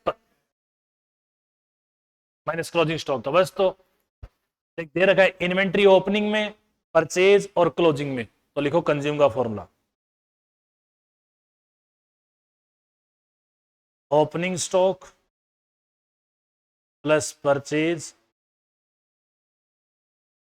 और माइनस क्लोजिंग स्टॉक। बोलो ओपनिंग स्टॉक कितना? 80,000। क्लोजिंग कितना? 320 और माइनस क्लोजिंग कितना? 76। ये कोई सीएस का पेपर है? 324 आया कंज्यूम। और अगला थोड़ा सा घुमा के पूछा है, क्या घुमा के पूछा है कि पेमेंट फॉर द इन्वेंट्री, तुमने पेमेंट कितना करा है? तो देख तुम माल कितना खरीद के ले रहा था? 320 का पूरा उधार पे। तुम्हारे उधारिये पहले से हैं 28 के, 28 के तो उधारिये थे, 320 का और खरीद लाए, तो कितने उधार होगी? 348 की। और 29 के उधारिये अभी भी बाकी है, मतलब इनका तुमने अभी तक पेमेंट नहीं करा है। अब पूछा है पेमेंट कितने का हुआ, तो बताओ कैसे निकालोगे? पेमेंट निकालना है शुरू में उधार के, ओपनिंग उधारिये कितने थे पहले ये बताओ? 28 के, ये चुकाने या नहीं चुकाने? प्लस क्रेडिट परचेज कर लाए तुम, ये पैसा भी चुकाओगे या नहीं चुकाओगे? 320।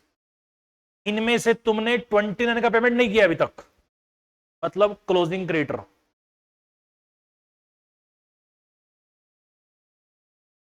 तो बताओ पेमेंट कितना करोगे? कितना करा तुमने? 319 का। एक तो वो डेटर टर्नओवर रेशियो वाला, एक ये 5 नंबर एकदम माप फर्जी क्वेश्चन है। एक एसेट लाइबिलिटी वाला, सीएमए हो चुकी है कंप्लीट, डन।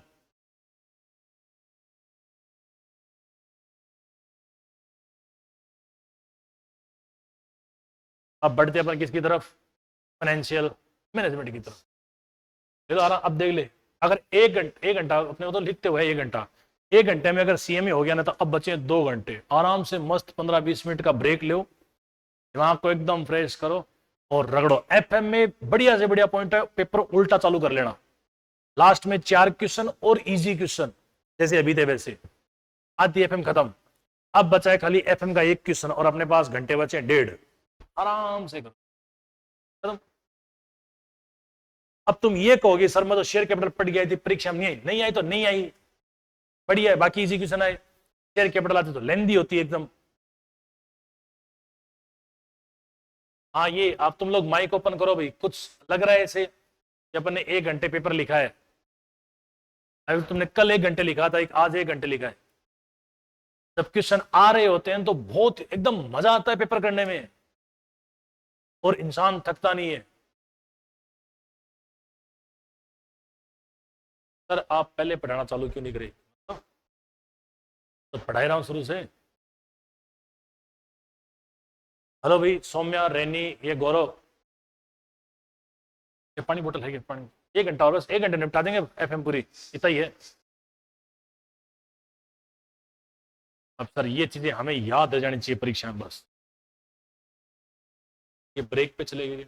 अरे हेलो भाई, आवाज तो करो भाई। दृष्टि और गौरव ओपन करो, माइक ओपन करो भाई।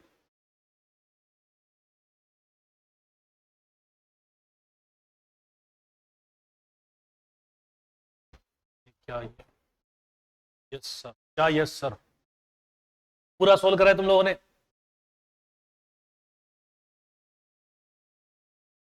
हैं? चलो तो ले रगड़ दिया एफएम। एफएम में पीछे से चले गया है। चलो पेपर पलट लो एकदम आराम से। लास्ट चालू करो फाइनेंशियल मैनेजमेंट। सबसे पहले छठा क्वेश्चन कर लो जी आराम से। आ जाए ये छठा क्वेश्चन, क्वेश्चन नंबर 6 ये था।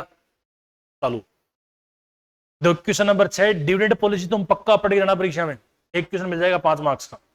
पढ़ो। Winsome limited is compatibly issue of share and the expansion project, ठीक है। मार्केट कैपिटलाइजेशन रेट है 15%। Number of share outstanding the beginning थे 1 लाख, शेयर प्राइस बिगिनिंग थी 120, dividend expected to be declare 2 रुपया, net income है 50 लाख और न्यू इन्वेस्टमेंट है 1 करोड़ का। याद आया कुछ? एमएम मॉडल क्या पूछा उसने? MM model approach theory of irrelevancy of dividend to market value is followed, you are required to calculate, मतलब डिविडेंड पे करना नहीं चाहता, irrelevancy, total number of share at the end of financial, अच्छा, assuming that Modigliani Miller approach theory of irrelevancy, मतलब M model जो theory of irrelevancy बताता है कि फर्क नहीं पड़ता जब number of share at the end of financial क्या है और मार्केट वैल्यू क्या है। ले भाई 6 का है। अब फॉर्मूला याद है क्या? डिविडेंड पेड और नॉट पेड हो तब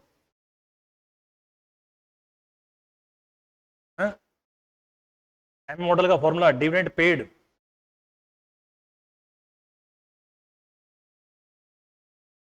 बोलो फॉर्मूला क्या होता है? P1 equals to P0 1 plus A minus D, बस इतना ही तो है। और जब डिविडेंड पेड नहीं करना है तो मैंने 0, बस। P0 बेसिक प्राइस कितनी थी? 120, 1 प्लस के रेट कितनी है? 15% और माइनस डी कितना? 2 कर दे 100। 120 प्लस 15% माइनस 2, 130 रुपये। चलो P1 आ गया 136। अब उसके बाद ये कह रहा है कि मैं कितने शेयर इश्यू करूंगा, तो शेयर इश्यू करेगा मतलब कंपनी के पास इनकम है 50 लाख की और इन्वेस्टमेंट कितना करना है? 1 करोड़ का। तो 1 करोड़ में से तुम्हारी इनकम में से पहले डिविडेंड पे कर दो, बचा हुआ तुम्हारे किसके ऊपर अप्लाई कर दो? इन्वेस्टमेंट पे। मतलब तुम्हारी नेट इनकम है 50 लाख,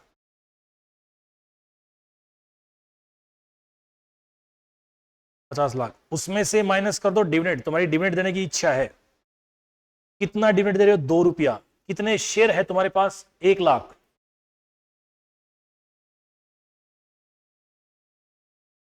तो कितना डिविडेंड पे हुआ? 100 लाख। रिजर्व सरप्लस कितना बचा? 48 लाख। इन्वेस्टमेंट कितना करना है? 1 करोड़ का, इसमें से रिजर्व कितने पड़े तुम्हारे पास? 48 लाख के। तो फाइनेंस बाजार से कितना आएगा? 52 लाख। कितना आएगा? 52 लाख। तो नंबर ऑफ शेयर कितने इश्यू करोगे?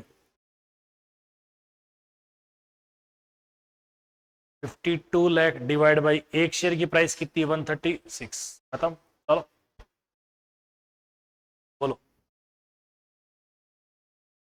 52 लाख डिवाइड बाई 136 कितना है? 28,235, 38,235। किसने पूछा है कि अब तुम्हारे पास टोटल शेयर कितने हो गए? टोटल शेयर तो पहले कितने थे? 1 लाख। अब कितने इश्यू हो गए? 38,235। टोटल कितने हो गए? वाह यार, बहुत डिफिकल्ट क्वेश्चन है। 138,235। ठीक है। फिर ये कह रहा है सर समझ तो आ रहा है लेकिन डर भी रहा है। डर लग रहा है किस बात का? कोई भूत प्रेत हो गए वहां परीक्षा में जो तुम्हें मिलते ही खा जाएगा? हैं?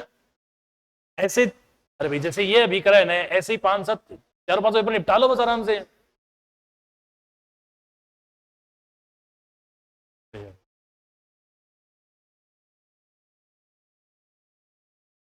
और जितना जल्दी डर निपटाओगे उतना जल्दी फायदे में रहोगे।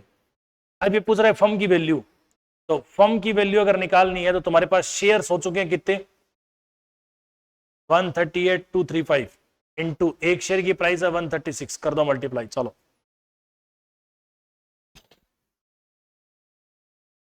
1 लाख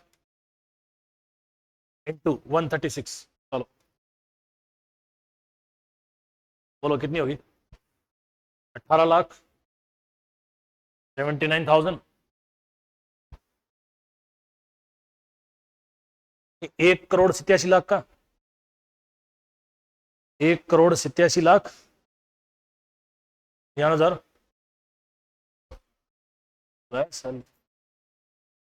मॉडल ये तो कहता है डिविडेंड पेड है तब तो माइनस कर दो डी, डिविडेंड पेड नहीं तो जीरो कर दो बस। इतना तो एम मॉडल। चलो अरे हो गया, 5 मार्क्स हो गए। और चाल आगे। ए हो गया। चाल बी में ये तो और भी मस्त है। ये है वो इक्विवेलेंसी लेवल वाला। A new project require outlay 800 lakh, the amount may be raise through equity share of 400 रुपए ईच। सारा शेयर इक्विटी शेयर से 400 रुपए। 8 करोड़ रुपए अगर तुम 400 रुपए के इक्विटी शेयर से उठाओगे तो 2 लाख इक्विटी शेयर इश्यू करने पड़ेंगे। दूसरा कह रहा है कि 600 लाख का तो मैं इक्विटी शेयर इश्यू करूं और 200 लाख का लोन लूं। टैक्स रेट है 25%। Calculate EBIT level that would keep equity investor indifferent. मतलब equivalency level of EBIT. Equivalency level of EBIT का मतलब होता है दोनों प्रोजेक्ट पर ईपीएस क्या है?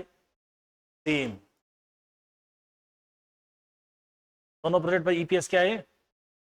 सेम। तो दोनों प्रोजेक्ट पर ईपीएस सेम आने के लिए आपको दोनों को इक्वेशन में बराबर रखना पड़ेगा और कुछ नहीं करना है। आराम से, डर मत, डर, सब ठीक होगा। देख दो ऑप्शन है, ये ऑप्शन ए, ये ऑप्शन बी। ये कह रहा है जी मैं इक्विटी शेयर लूंगा 800 लाख का। ले भाया, कौन मना कर रहा है? ये कह रहा है ना ना जी हम लेंगे कितने लाख? 600 लाख। ये कह रहा है लोन 14%, मेरे को तो जरूरत है नहीं, इसको जरूरत है 200 लाख की। खेल खत्म। एक शेयर 400 रुपए का है तो नंबर ऑफ शेयर हो गए 2 लाख और यहां पर नंबर शेयर हो गए 1.5 लाख। 800 को डिवाइड कर दो 400 से, 2 लाख आ गया। 600 को डिवाइड कर दो 400 से, 1.5 लाख। ये नंबर ऑफ शेयर हो गए। इन डिफरेंस पॉइंट का मतलब होता है दोनों का ईपीएस सेम। ईपीएस सेम मतलब तुम्हें फॉर्मूला याद होना चाहिए। ईबीआईटी में से क्या माइनस होता है? सबसे पहले इंटरेस्ट, फिर क्या माइनस होता है? टैक्स, फिर प्रेफरेंशियल डिविडेंड तो है नहीं इसमें, divide by number of equity share. बराबर में भी सेम यही रखना है। ईबीआईटी में से क्या माइनस करना है? इंटरेस्ट। 1 माइनस क्या करना है? Tax upon number of equity share. अरे ये सॉल्व कर दे ले, खत्म है। चलो ईबीआईटी पता नहीं है,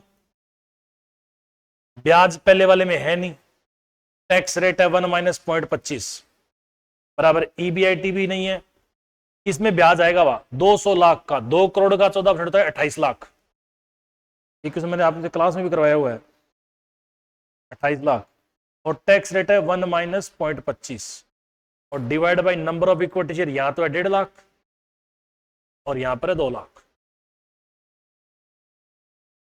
अब कर दे सोल्व इसको,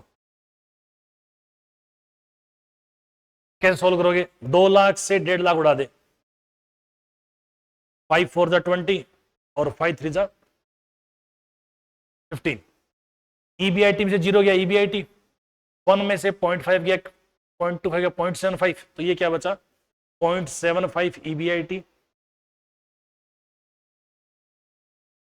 अपॉन 4 बराबर, इसको सोल्व करो। 1 माइनस 0.25 0.75, EBIT से मल्टीप्लाई करो 0.75 EBIT माइनस, अब 0.75 28 लाख से मल्टीप्लाई करना है, तुम लोग ये नहीं करते हो बस। ये कितना हो गया 21 लाख और डिवाइड बाई 3, क्रॉस मल्टीप्लाई कर दो, डिवाइड 3 तो बचेगा ना, क्या हो गया EBIT में से EBIT को मल्टीप्लाई किया 0.75 से, 0.75 EBIT, 0.75 को 28 लाख से मल्टीप्लाई कर 21 लाख, 3 का 3 है ही, इधर EBIT को मल्टीप्लाई कर 0.75 से, 0.75 EBIT, बस चलो क्रॉस मल्टीप्लाई कर दो, 0.75 EBIT इंटू 3,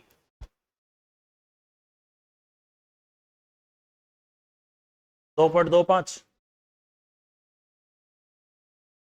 EBIT बराबर 0.7 को 4 से मल्टीप्लाई किया 3 EBIT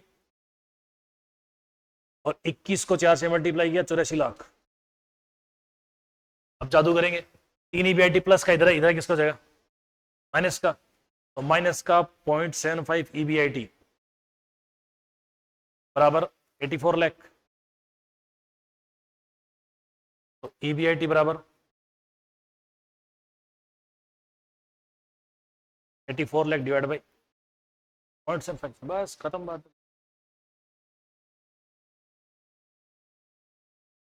एक करोड़ 12 लाख, खत्म। ये होता है इंडिफरेंस लेवल ऑफ EBIT। अब तुम ये भी पूछा हुआ है तो इसके साथ ये भी ट्राई करना है कि EBIT का वो लेवल जहां पर EPS 0 हो, ये पढ़ के जाना। नीचे चालू करोगे profit after tax minus preferential dividend equals to 0, preferential dividend, profit after tax, interest, EBIT, interest और EBT, ये भी हो गया। हाल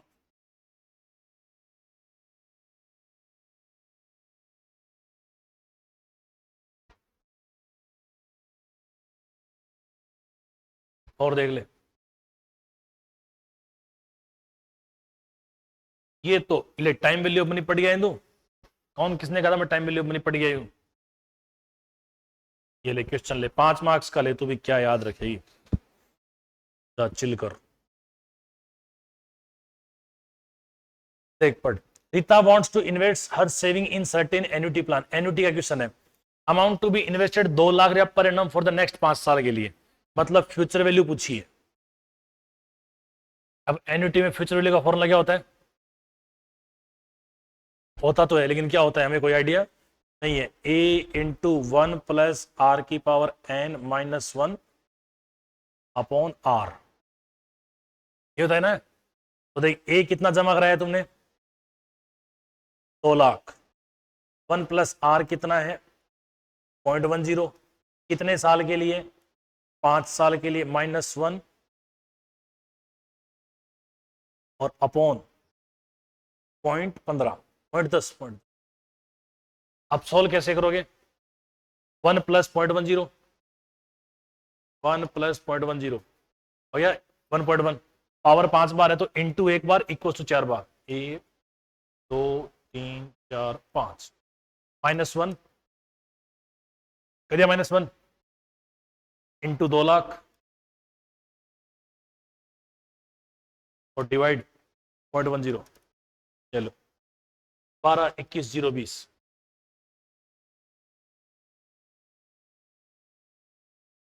कितना इजी क्वेश्चन है, 2 मार्क्स। 1 + 0.10, पावर 5 बार है ना, तो इंटू 1 बार और इक्वल टू 4 बार, इंटू 1 बार इक्वल टू 4 बार, -1 इंटू 2 लाख डिवाइड बाय 0.10। बोलो आंसर बोलो, आ गया? अरे बोल भाई, 1 + 0.10 इंटू 1 बार करना है, इक्वल टू 4 बार करना है।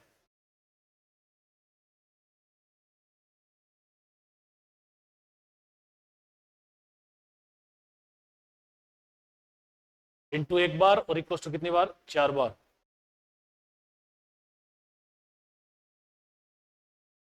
-1 इंटू 2 लाख डिवाइड बाय 0.10। अब देखो ये आंसर कब आता है? जब इन्वेस्टमेंट किया गया at the end of every year. ये आता है एंड ऑफ एवरी ईयर। अगर वो कहे कि मैंने इन्वेस्टमेंट किया है बिगिनिंग में, इन्वेस्टमेंट किसमें किया है? बिगिनिंग में, 1 साल का ब्याज और देना है बस, इस पर 1 साल का ब्याज और दे लो। If investment made beginning,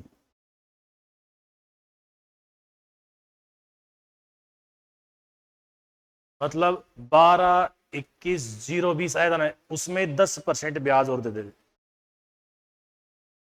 plus करे 10%, खत्म बात। 13, 43, 122।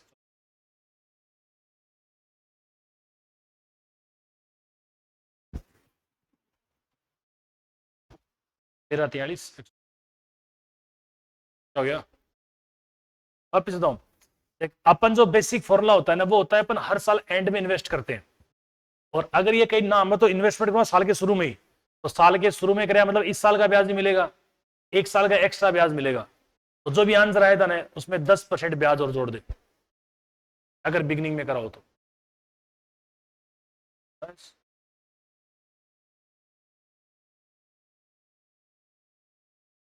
हो गया। चलो, फिर एक ये और पूछा था, Sun Star limited is listed company whose share price last 14 दिन की ट्रेडिंग सेशन दे रखा है।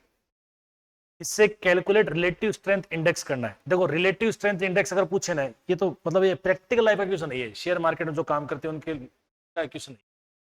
कोई बात नहीं, अपन कर लेंगे। कैसे करोगे? इसमें ये देखो कि पर शेयर है कि प्राइसेस कितनी बढ़ रही है और कितनी घट रही है। मतलब दो, ये तो लिख रहा है शेयर की प्राइस, लिख लो आप, ऐसे लिखो ट्रेडिंग सेशन,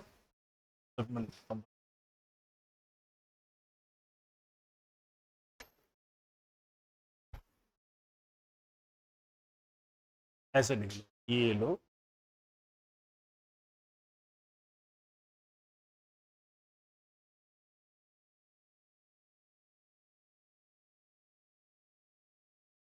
लिख लो ट्रेडिंग सेशन शेयर की प्राइस, फिर लिख लो पॉजिटिव और एक बना लो नेगेटिव, और ये देख लो कितना बढ़ रहा है कितना कम हो रहा है। बताओ 334 से 44 कितना बढ़ा? अरे बोलो 10। 344 से 35 कम हो गया ना, कितना कम हो गया? 9। आगे 35 से 12 कम हो गया कितना? 23। फिर 12 से 34 बढ़ गया कितना? 22। फिर 34 से 48 बढ़ गया कितना?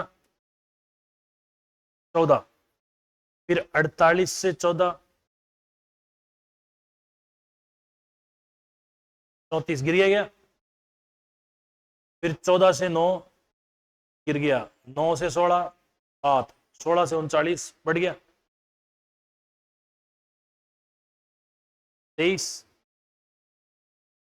39 से 47 बढ़ गया कितना? 8।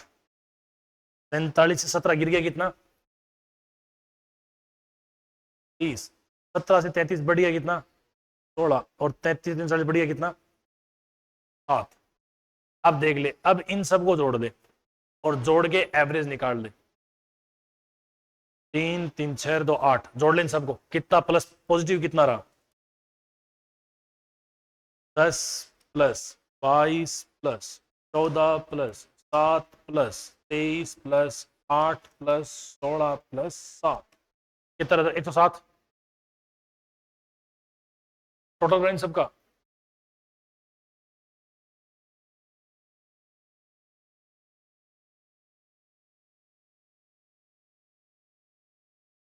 बोलो टोटल,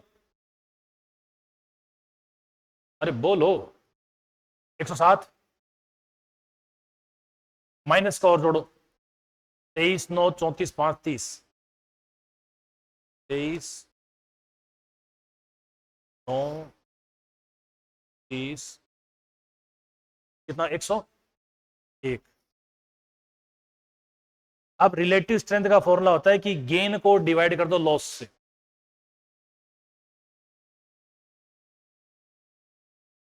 रिलेटिव स्ट्रेंथ का फॉर्मूला होता है गेन डिवाइड बाय लॉस। पहले उसका एवरेज करो, सॉरी एवरेज करो। ये कितने थे एवरेज? 1 3 3 6 2 8, एवरेज कर लो, डिवाइड बाय 8 कर दो इसको।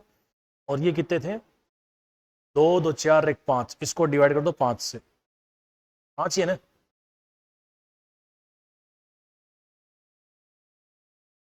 पहले इनका एवरेज निकालो। 101 डिवाइड बाई 5, ये तो है 20.2।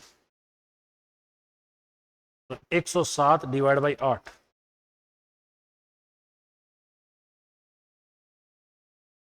कितना आया? 13.375। अब इसका फॉर्मूला होता है gain divide by loss, relative strength. मतलब हमें पर डे के हिसाब से गेन तो है 13.375 का और लॉस हुआ है 20.2 का।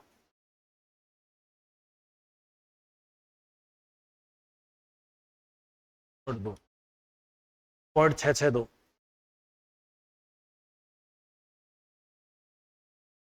Relative strength RS.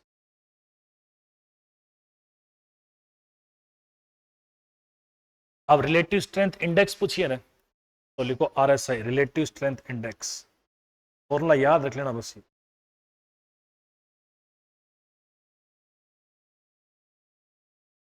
का फॉर्मूला होता है 100 माइनस 1/1 प्लस आर। एक मिनट,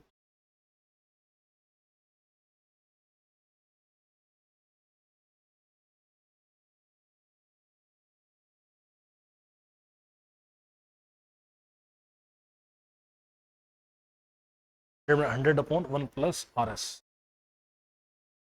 100/1 प्लस आर एस। बस ये कैलकुलेट कर दो। 100 माइनस 100/1 प्लस आर एस कितना था? 1 प्लस 0.662। कर दो इसको सो रिलेटिव स्ट्रेंथ का। कर दो, सॉल्व करो इसको।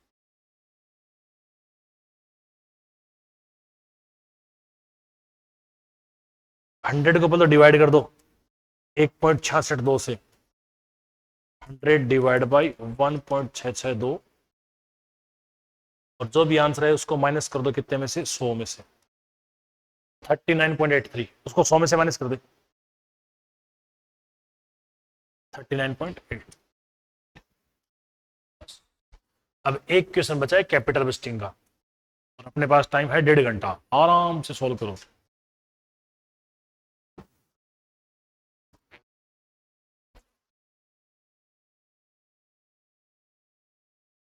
कल तो कैपिटल वेस्टिंग पूछ रहा था ना, कैपिटल वेस्टिंग पूछ रहा था ना कल। चलो ओके, एफएम के क्वेश्चन आएंगे, लास्ट में 4 क्वेश्चन आएंगे। कैपिटल वेस्टिंग देखते हैं क्या इसमें आई हुई थी। अच्छा, इसने तो वो पूछा था कैपिटल वेस्टिंग। ओके, ये पढ़ रहा था आराम से। कैपिटल वेस्टिंग देख, कैपिटल वेस्टिंग में इसने कॉस्ट ऑफ इन्वेस्टमेंट था 5,75,00,000। फिर इसका कैश इनफ्लो है दिस, ये 5 साल है, ठीक है। अब एक तो इसमें रेट डिसाइड करने वाला पॉइंट था जो हमें नहीं समझ में आया था। ये कह रहा था कि मार्केट में एक्सेप्टेबल रेट है 15%, लेकिन 3% रिस्क प्रीमियम और भी है, तो आपकी ओवरऑल कॉस्ट ऑफ कैपिटल होगी 18%। मतलब आरएफ तो है 15%, लेकिन रिस्कियर फैक्टर है 3%। और बच्चे ये ही पॉइंट पे गलती करके आए थे, बच्चे 15% सॉल्व करके आए, जबकि 15 से नहीं होगा। अगर रिस्कियर फैक्टर दे रखा है ना तो वो भी कंसिडर करो। तो 15 तो है ही, 3% का रिस्कियर फैक्टर और है, तो टोटल कितना हो गया 18%। फिर इसने पूछा है, क्या क्या पूछा है, एनपीवी, पे बैक पीरियड, पोस्ट बैक और डिस्काउंटेड पे बैक पीरियड। लगाओ तो, चालू करो। क्वेश्चन नंबर ये ले लो अपने, ले चालू कर। सबसे पहले तो एनपीवी कैलकुलेट करो, तो स्टेप 1 लिख दो। स्टेप 1 कॉस्ट ऑफ प्रोजेक्ट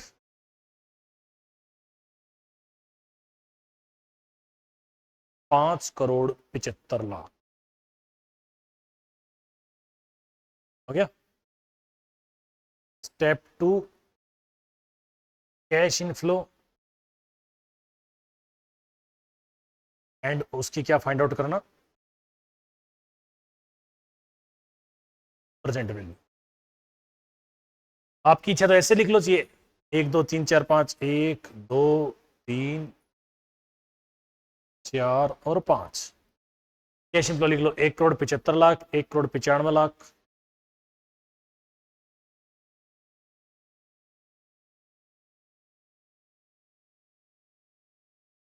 1,95,00,000, 1,90,00,000,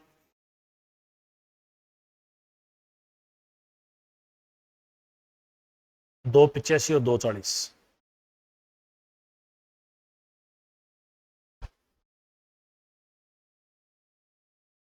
मस्त पी फैक्टर निकालो 18% से। देखो पीवी फैक्टर 18। और देखो इस वाले क्वेश्चन में निकालना ही मत, अगर तुम्हें ऑलरेडी पी फैक्टर दे रखे हैं तो तुम्हें माता बच्ची करनी नहीं है। उसे पता है कि तुम सीएस के विद्यार्थी हो, है ना, तो पी फैक्टर की रेट देगा आराम से, जो दे रखी है वही अप्लाई करना पड़े। तो कितनी है, 85, 72, 61, 52 और 44। 85, 72, 61, 52 और 44, यही है ना। बस जो दे रखी है वही काम में लेनी है, अपनी हाथ की बिल्कुल नहीं लगानी है। मल्टीप्लाई कर दो फटाफट, करो। 1,75,00,000 इंटू 0.85,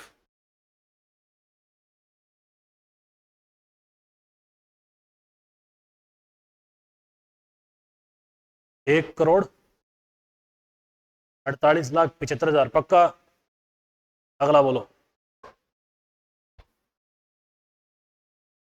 बोलो बोलो।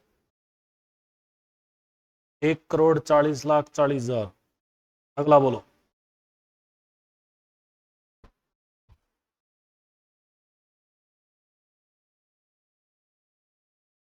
1,15,90,000, और बोलो।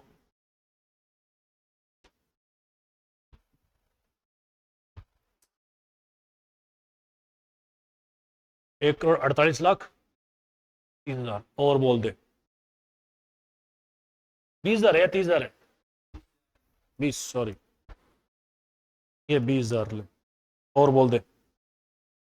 देखी जाइए आज तो, बोल दे। 56,00,000। अब एनपीए में राजा कुछ नहीं करना होता है, इन सब को जोड़ना होता है, कॉस्ट ऑफ इन्वेस्टमेंट माइनस करनी होती है। जोड़ दे सारा, मैं जोड़ू। 1,48,75,000 प्लस 1,40,40,000 प्लस 1,15,90,000 प्लस 1,48,20,000 प्लस 1,56,00,000। ये 1,05,60,000 है। सॉरी सॉरी, 1,05,60,000 ऐसा है। 5,60,000। टोटल आया 6,58,85,000। ये बाकी गौरव सौम्या, टोटल बताओ भाई। खाली 6 बच्चों, 6 4 10 बच्चों को चिंता है सीएमएफएम की। बोलो टोटल बोलो। 6,58,85,000 आया।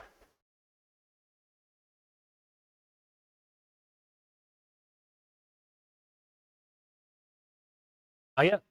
अब एनपीवी निकालनी है ना, तो इसमें से कॉस्ट ऑफ इन्वेस्टमेंट माइनस कर दो, बस खत्म बात है एनपीवी। तो लिखो net present value equals to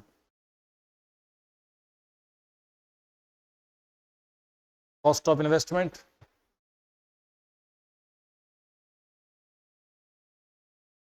नहीं ये percent value minus cost of investment, total percent value of cash inflow,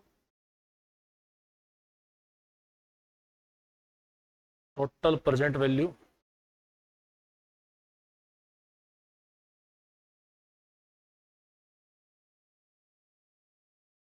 minus cost of investment.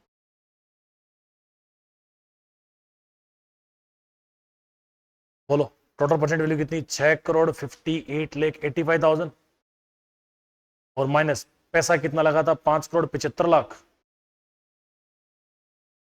बोलो हाँ बस पहले खत्म हो, 83,85,000 होया काम। एक तो एक पूछा इसने क्या, पे बैक पीरियड, अरे यार पे बैक पीरियड निकलेगा कैश इनफ्लो से, दिस से और डिस्काउंटेड निकलेगा इस वाले से। तो पे बैक पीरियड निकालो, सेकंड का फर्स्ट, पे बैक पीरियड मतलब अपने पैसे कितने साल में कवर करने हैं।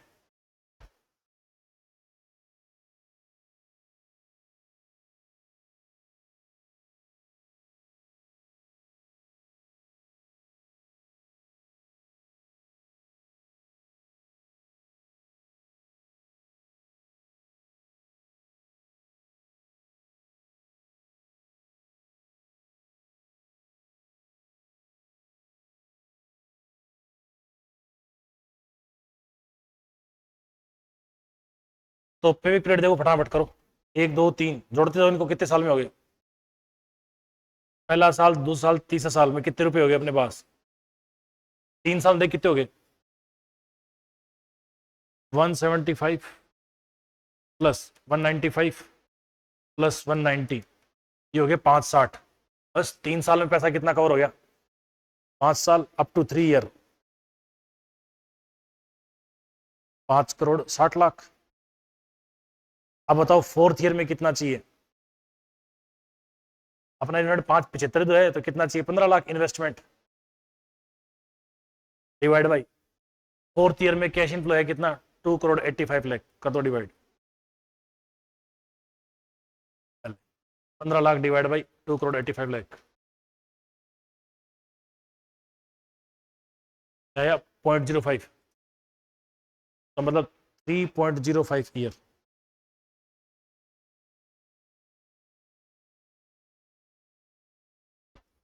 भैया 3 साल पहले हो चुकी है, बचाओ यहाँ पे आ गया। अगला साल पे बैक हो गया। अब पूछा है post back profitability index, post back profitability मतलब बाद में कितना प्रॉफिट बचा तुम्हारे पास। तो बताओ पोस्ट बैक प्रॉफिटेबिलिटी होता है पे बैक पीरियड कवर करने के बाद, पोस्ट बैक प्रॉफिटेबिलिटी, प्रॉफिटेबिलिटी मतलब रुपए कितने मिले तुम्हें।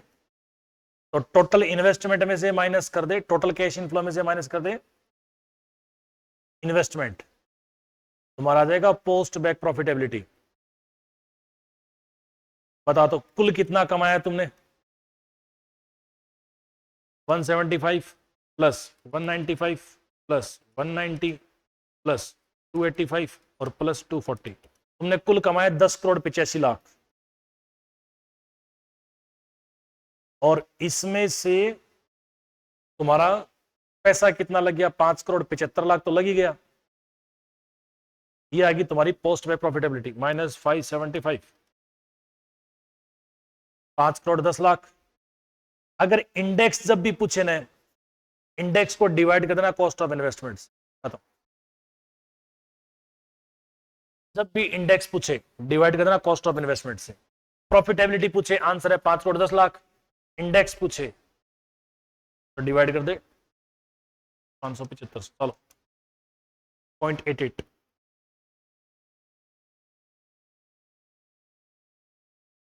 अब पूछा है डिस्काउंटेड पे बैक पीरियड, तो डिस्काउंटेड पे बैक पीरियड में आप कैश इनफ्लो काम में नहीं लेोगे, सेम पे बैक के जैसे ही करना है लेकिन कैश इनफ्लो काम में नहीं लेोगे। कौन सा काम में लेोगे, दिस वाला, ये वाला पैसा काम में लेोगे। और ये पैसा कितने टाइम पीरियड में कवर होता है चेक करो फटाफट। वही 5,75,00,000 रुपए जोड़ने, ये वाला लेना है डिस्काउंटेड वाला, जोड़ो एक 48 75,000, 1,48,75,000 प्लस 1 40 40,000 प्लस 1 15 90,000, ये हो गया 4,50,05,000। फिर और जोड़ दें क्या इसमें, 1 48 20,000, 1 48 20,000, ये हो गया 5,53,25,000 4 साल में। तो लिखो up to 4 year, up to 4 year मेरा पैसा कवर हो चुका है 5,53,25,000। फिफ्थ ईयर में कितना चाहिए, माइनस कर दो, 5,75,00,000 में से 5,53,25,000, 5,75,00,000 में से 21,75,000 डिवाइडेड बाई उस साल बताओ अपना परसेंट वैल्यू कितनी थी 5 साल में, 1,05,60,000 divide 1,05,60,000।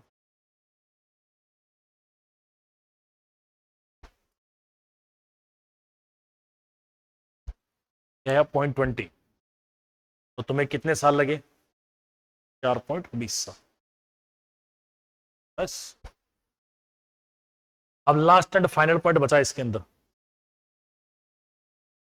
Last and final point क्या बचा है, देखो इसने कहा कि मैं सीई फैक्टर कंसीडर करता हूं, तो अगर वो सीई फैक्टर कंसीडर करना है इसका मतलब प्रीमियम वाली बातें कवर कर चुका है। अब आपको पी फैक्टर लेना है बेसिक का ही 15% वाला ही, लेकिन सी फैक्टर वाले केस में पहले कैश इनफ्लो को मल्टीप्लाई करोगे सी फैक्टर से, फिर जो आंसर आएगा उसको मल्टीप्लाई करोगे तुम पी फैक्टर से। जब सर्टेनिटी इक्विवेलेंट के फैक्टर दे रखे हो तब इसका मतलब प्रीमियम को वो कंसीडर कर रहा है पी फैक्टर से, कुछ नहीं करना है। जैसे अभी तुमने कैश इनफ्लो को मल्टीप्लाई किया था पी फैक्टर से, उससे पहले एक बार कैश इनफ्लो मल्टीप्लाई करके आओ सी फैक्टर से। तो लिखो इफ सीई फैक्टर कंसीडर,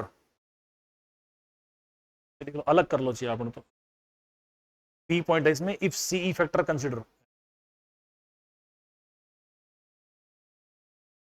लिख लो ऐसा का ऐसा, उसके 5 कॉलम बना लो, हो जाएगा काम। तो if C coefficient factor consider, C point यही है, इफ कोफिशिएंट फैक्टर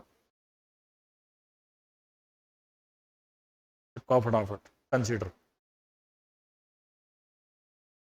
तो उस वाले केस में क्या करोगे, ईयर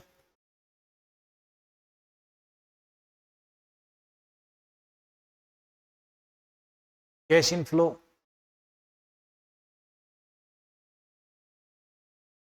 कैश इनफ्लो कितना है 1,75,00,000,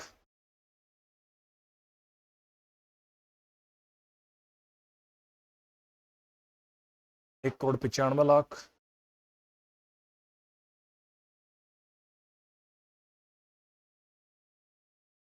2,85,00,000 और 2,40,00,000। पहले मल्टीप्लाई करोगे सीई फैक्टर से, जो कोफिशिएंट फैक्टर है उनसे मल्टीप्लाई, कितना है 90 88 85 81 65, 90 88 85 81 और 65। पहले इनसे मल्टीप्लाई करो, करो फटाफट, ये आ जाएगा सर्टेन कैश इनफ्लो।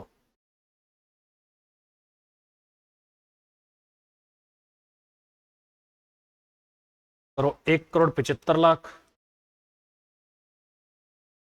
मल्टीप्लाई 0.90, 1,57,50,000। फिर करो 1,95,00,000 को,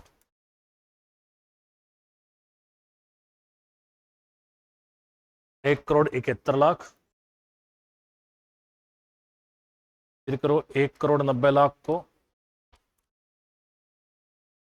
मल्टीप्लाई 0.85 से, 1,61,50,000। साथ में लिखो ही फटाफट, 2,85,00,000 को मल्टीप्लाई करो 0.81 से। बस थोड़ा सा कैलकुलेशन लेंदी है, बाकी एकदम 30,85,000। क्यों, फिर 2,40,00,000 को मल्टीप्लाई कर दो 0.65 से बोल 1,56,60,000 नहीं 1,56,00,000 की। अब इसको मल्टीप्लाई करेंगे पी फैक्टर से, बस और कुछ नहीं है। अब पी फैक्टर कौन सा लेंगे? 15% वाला लेंगे, 15% वाला, 18 वाला नहीं लेंगे। और 15% का पी फैक्टर कितने तरह का है? 87, 76, 66, 57 और 50। 87, 76, 66, 57 और 50। अले कर दे मल्टीप्लाई, ये आ जाएगी तुम्हारी प्रेजेंट वैल्यू। बस क्वेश्चन यहीं पे खत्म है। साथ में एम प्लस भी कर लेना भी, ताकि याद रह जाए, टोटल दोबारा नहीं करना पड़े। 1,57,00,000, 1,57,50,000 इंटू 0.87, एम प्लस किधर है? ये रहा। बोल 1,37,025,00,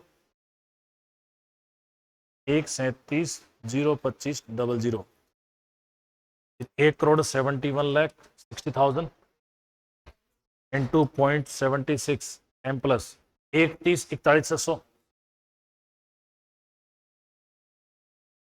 फिर 161,50,000 है ना, इंटू 0.66 10,65,9,000,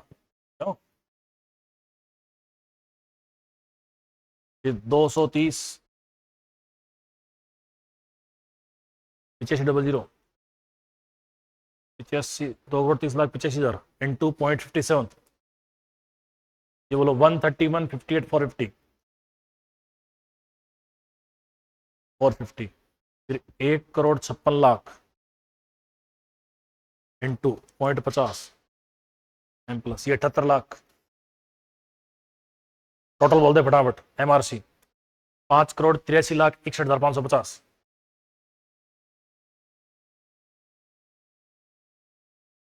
अब एनपीवी निकालना है ना, तो इसको इसमें से माइनस कर दो, बस खत्म बात।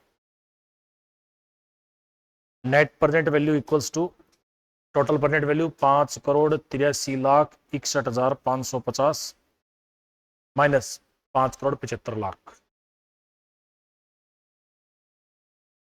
माइनस कर दो 5,75,00,000, 8,61,500।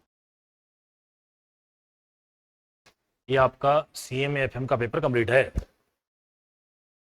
जो मैंने बोला है, फिर उसके बाद आपने लिखा है। ये तो आप बिल्कुल नहीं कह सकते कि CMA-FM 3 घंटे में कंप्लीट नहीं होता, बशर्ते आपको क्वेश्चन आना चाहिए।